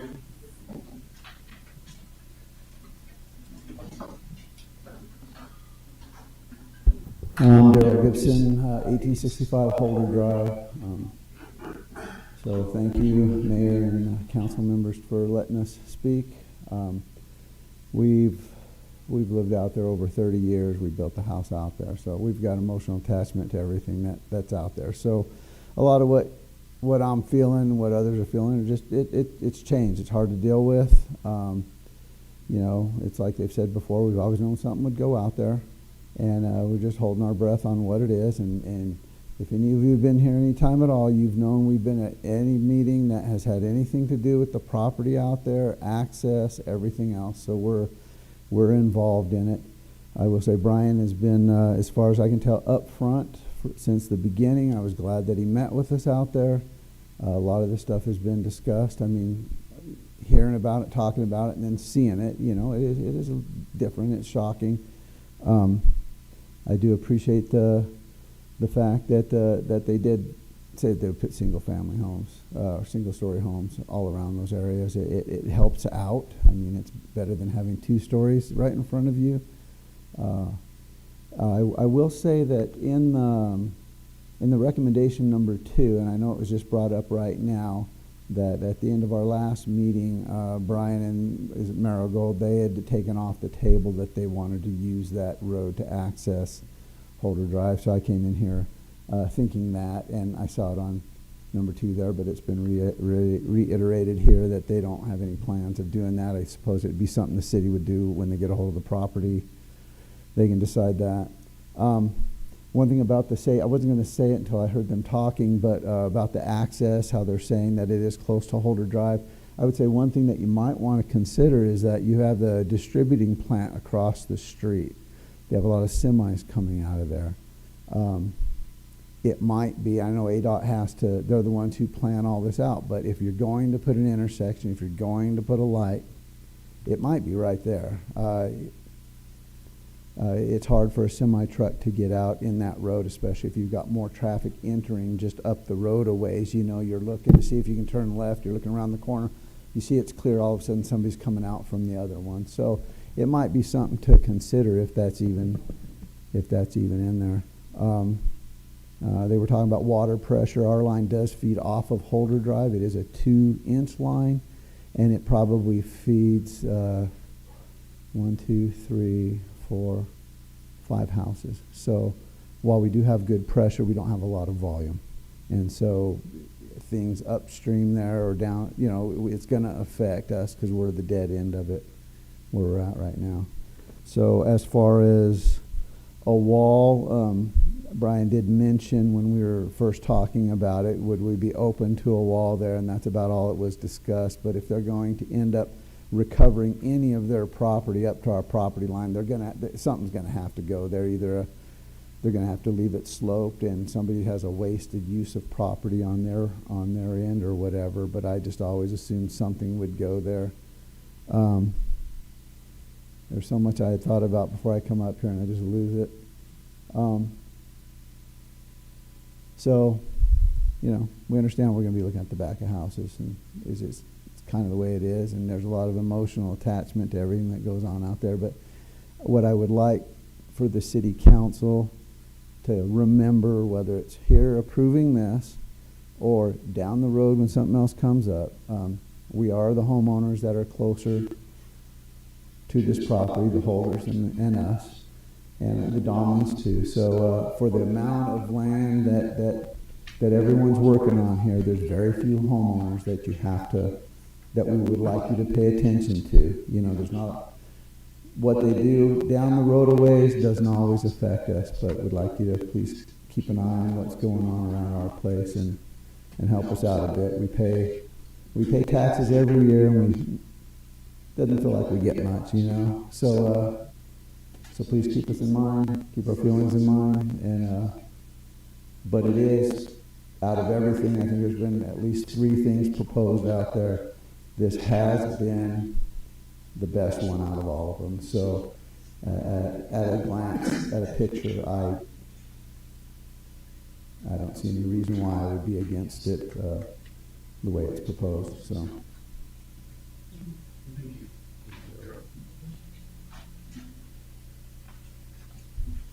Brian, do you have any comments, Tess? Any comments from council or anyone else? I would just like to make the statement to the holders of Gibson's. I truly appreciate your sincere, compassionate feelings about your properties. And also, I'm pleased to hear that our developers that are proposing this project are really taking you into consideration within this entire scope of this project. You know, if you say this is the best, you've been there through every, since what, 2015? When you first heard of these projects, and it just, you know, we're trying to resolve a housing situation in this community that we've been up against as mayor and council for a number of years. We have a developer that's fully engaged and transparent. I just hope that, from what I heard, that the considerations that you're looking for are possibly something that can be taken care of at the best possible level, so that you can continue to live in your peaceful area of property. And with that, we still are able to take care of some housing crisis that we have in this community. So I appreciate both parties in this. I truly do. I've been in some of the meetings where the temper was very contentious, and there was some really strong hard feelings. But I sense cooperation here, and I do appreciate that. So I'm just saying that as a council, as a leader in this community. So thank you both. Mr. Mayor? Right. As a retired emergency manager for the state of Arizona as well as this county, that was the first thing I spotted, first review of the subdivision. One ingress egress. You try not to have that for obvious reasons. I've seen the problems around the state, Basin region. It doesn't matter. It's not the most ideal to have. But there are workarounds. And I like this workaround that I see. Emergency turnaround for a fire truck or a hot shot truck. You look for those workarounds. There is one in Miami Gardens that is a workaround. From the high school over to Miami Gardens to get to the hospital, there's an emergency access road. Most of the time it's locked. It was used 2 years ago when we had the flooding that occurred and previous fires that occurred. And the sheriff's office and the fire department go in and they open that door and they've got an emergency access road. That's a workaround. It's not perfect, but such is the case of this region. We're hill country. This isn't Safford or Graham County, lots of flat land. So we have lots of work. I don't necessarily like it, but we have to live with it. So I understand your concern. I really do. It is not perfect, and I get that. And as far as utilities are concerned, this council has worked very hard, not speaking for anybody else, has worked really, really hard to go get the federal funding to improve that infrastructure out there. Because we do see that northeastern corridor as city's future. So we've gone after grants. You'll see them coming online in the next few years for water as well as sewer, all the way up to the fairground. We've secured that kind of funding. You may not have heard that until now, but it's coming, and that's our intention, is to make that corridor be able to support that future. And there are elephants in the room that we cannot control. And I've battled, I don't mind saying this, I'm retired, I have battled even for decades. And they are stubborn. Tell it to them, I don't care, I'm retired. I have no choice. The point is this may be the time to tell them, we're up and coming, we need some attention here. And we're telling our counterparts, through our staff, this one's coming online, there may be more coming. So what kind of traffic control are you going to come up with? And I don't mind going to battle against them. I've done it for decades. So we're on your side, and for obvious reasons, we want that region to grow. We want to do it as right as possible. It is the future, we know that. I recognize history for years. So we're gonna try everything we can think of to make it right. It's hard. People don't like change. I've had, personally, to call the fire department 4 times in the last 2 months up on Bankers Avenue here in Globe. And those designs work that we specified in the ordinances. Fire truck pulls right up, there's a nice ramp up the front door of our house now, and pick up my mother or my father, and they take them away to the hospital. That's why those ordinances are in place. For those kinds of needs that we see on an emergency basis. So I share your concern. I share that it's a change in your lives, and I really, really have empathy for you on it. It's a good thing. I'm done, Mr. Mayor. Thank you. I appreciate how involved everybody is. People sometimes go, well, you get upset when people come to council and they're upset. I'm like, no, I'm glad that they actually took the time and effort to show up, because how many people complain and never even tell anybody. And thank you, Brian, and your team for sitting down and working with them and trying to figure out a way to get this done. And my wife says that I was a failure as a mayor because I never got a target. So, and I know that this has been slated for commercial, all different kinds of things, and I agree, this is the best project that we've seen. And I feel like with the effort that you guys are making to work with each other, we can get a good project done. And ADOT is not going to roll over for anybody. I'm sure they're going to make you look through a de-acceleration lane, and they're not shy about asking for what they want. So I'm sure that's all stuff that we can get worked out and find the safest way to meet that need. Here's what I, if this gets approved tonight, I've approved so many plans and projects that have never actually happened. And so now I say, I'll believe it when I see it. But I hope that this does come to fruition someday, because something like this would be a huge asset to our community, to have a conference center. I don't know how you're going to park all those cars there, but I know that you guys figured it out, because Dana wouldn't let you get away with that either. So that's it, Mayor. Thank you. Thank you. Anybody else? I just agree with everybody else that's been said. I appreciate you guys coming in and speaking what's on your mind, and it's good to get that out in front of everybody. And Brian, you as well, thank you for working with them, and you guys working with Brian. I think that's what they're fantastic they do. I mean, we haven't seen that. Well, I remember the last one we had, that was a disaster. So we're not going down that road again. So I appreciate everybody working together. So thank you. Go ahead, Matt. Yeah, I've actually been to several of the meetings when this whole thing started. Well, when Brian first made a proposal, it was like, oh my God. You know, and I've talked to Mr. Hollis, and I've talked to the holders and Leilani and Daryl and everything. And the fact that Brian has made the effort, or Brian's staff has made the effort to communicate, that never happens. It hasn't happened in the 6 years that I've been on the council. Okay? And it's always like, wait a minute, what's going on here?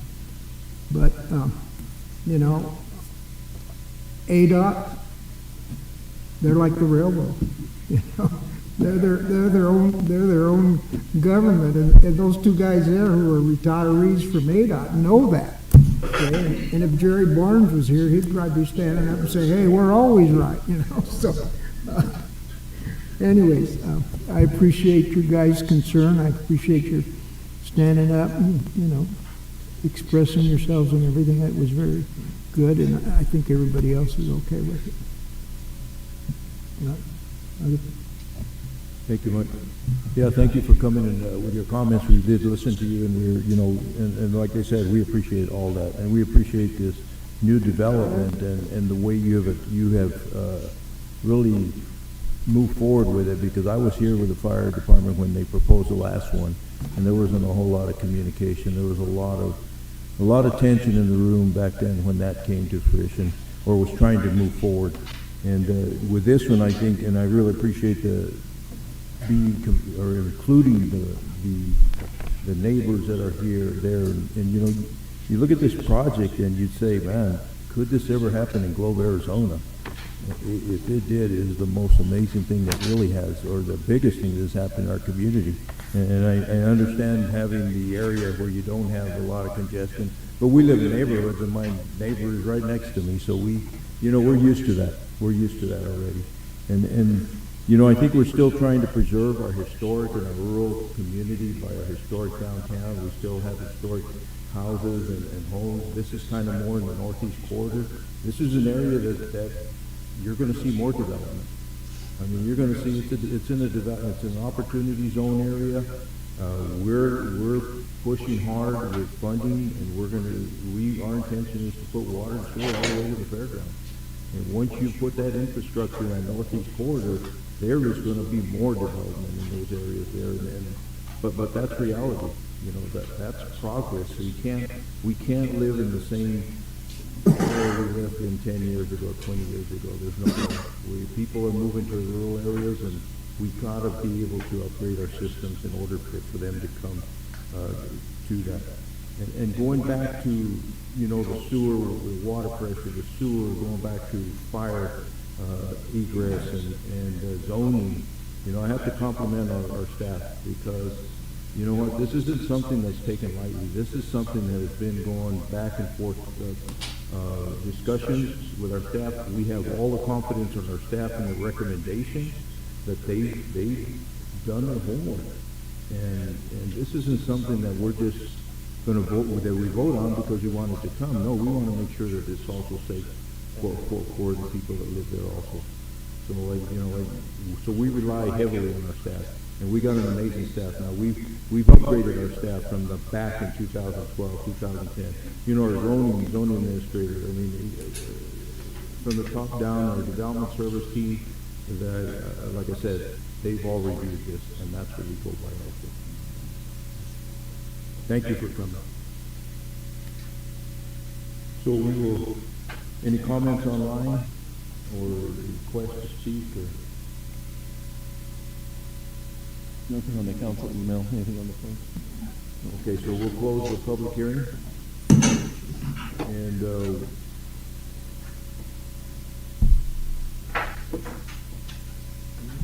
it goes to an action item for a motion and a waiver of rules is what we're after.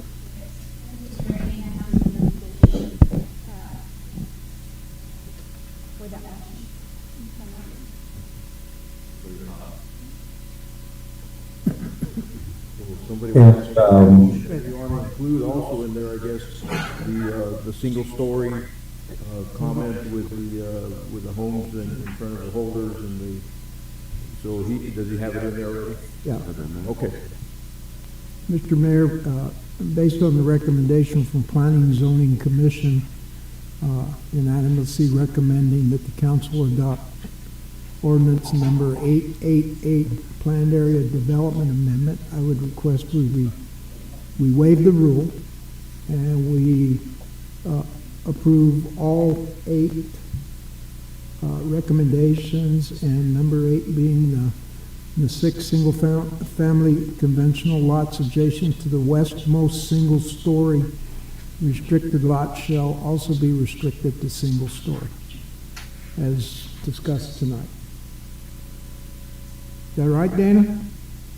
You got it. That's the motion. Second. Okay, we have a motion and a second for approval of ordinance number 888 with the addition of the 8 stipulations in there. Any further discussion? I don't see it written in here. It was written in the report that we're not going to use holder. Does it have to be memorial? It's in there. Is it in there? Oh, yeah, number 2. Okay. Number 2, yeah. Number 2. Thank you. And then I do have a question too. We brought up a wall possibly. Does that have to be within the motion? No. That's it. Or is that just another I think he'll work it out. agreement or whatever? Okay. I think they'll work it out. Yeah, I believe all those things are, right now we're in a phase of just a conceptual idea, right? I don't think we're voting on specifics, other than Well, we kind of are. planning and zoning recommendations. Right?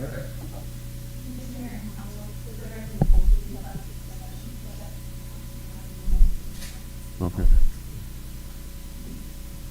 And just, I guess, a question for Brian, do we anticipate, as this moves forward, a time of groundbreaking, if that happens?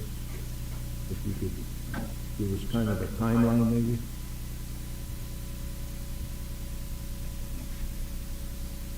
Well, the timeline will be as soon as possible, but I guess that just depends on permitting. If at all possible, we'd like to break ground before the end of the year.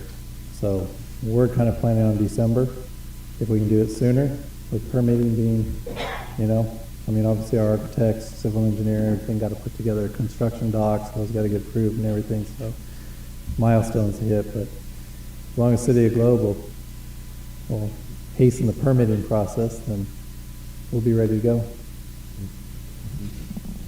And Mr. Mayor, members of council, also the staff would like to thank the applicant for their hard work and working with us at the same level of communication. And there's a plethora of people on Zoom watching in. If there's any questions, have been monitoring this, so just to make sure we had everything ready for council so you can make this vote. So thank you to all of them. Okay. Any other discussion? Do we need a roll call vote or just a vote in general, I think we do. Okay. So I'll call for the vote. All those in favor say aye. Aye. Aye. Any opposed, nay? Any abstaining? Motion passed. And Mr. Mayor, members of council, if it had not been a unanimous vote, we would have done a roll call. But since it turned out to be unanimous, we don't need one. Thank you very much. So we have, next we go to late agenda items. Do we have any? We have none. The second call to the public? And nothing on the council email. Thank you, Dana.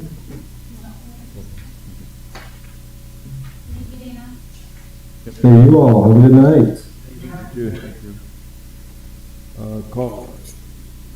Okay, scheduling the meetings? Nothing to discuss at this point. Consideration of any future agenda items? Anybody have any? Yes, Mr. Mayor, I do have a concern. I'm on the library committee. I represent the library committee, and I will admit they're giving me a lot of heartache and headache, and I would like to get Paul and staff together and maybe have a meeting and figure out what the hell's going on. Okay, on the structure that the library needs to get done. Okay. Want that a council presentation?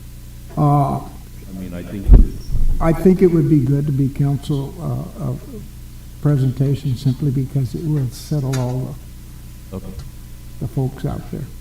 Thank you. Any other? Mr. Mayor, will there be a report out on the meetings that we are having with the bed tax people?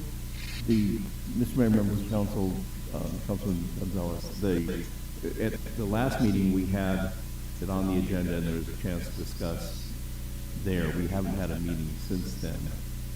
And so following each bed tax meeting, we will have that on the work group line item where the 3 members of the work group report out. Okay. So that's, but, and I think you're referencing the one thing we did see on the agenda was yes. the payout, which that was 2 weeks ago when we adopted to keep the next round of payments going on with a limited change in the Right.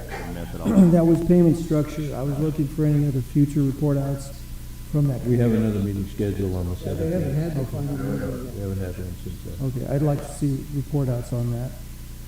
Thank you. But that's something that I can help you with if there's specific questions, but you probably won't. I have specific questions.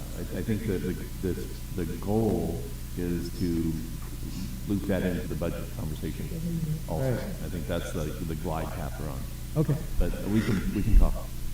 That's all I have. Thank you, sir. Do we have a new session? So do we have a motion to go into executive session? All those in favor say aye.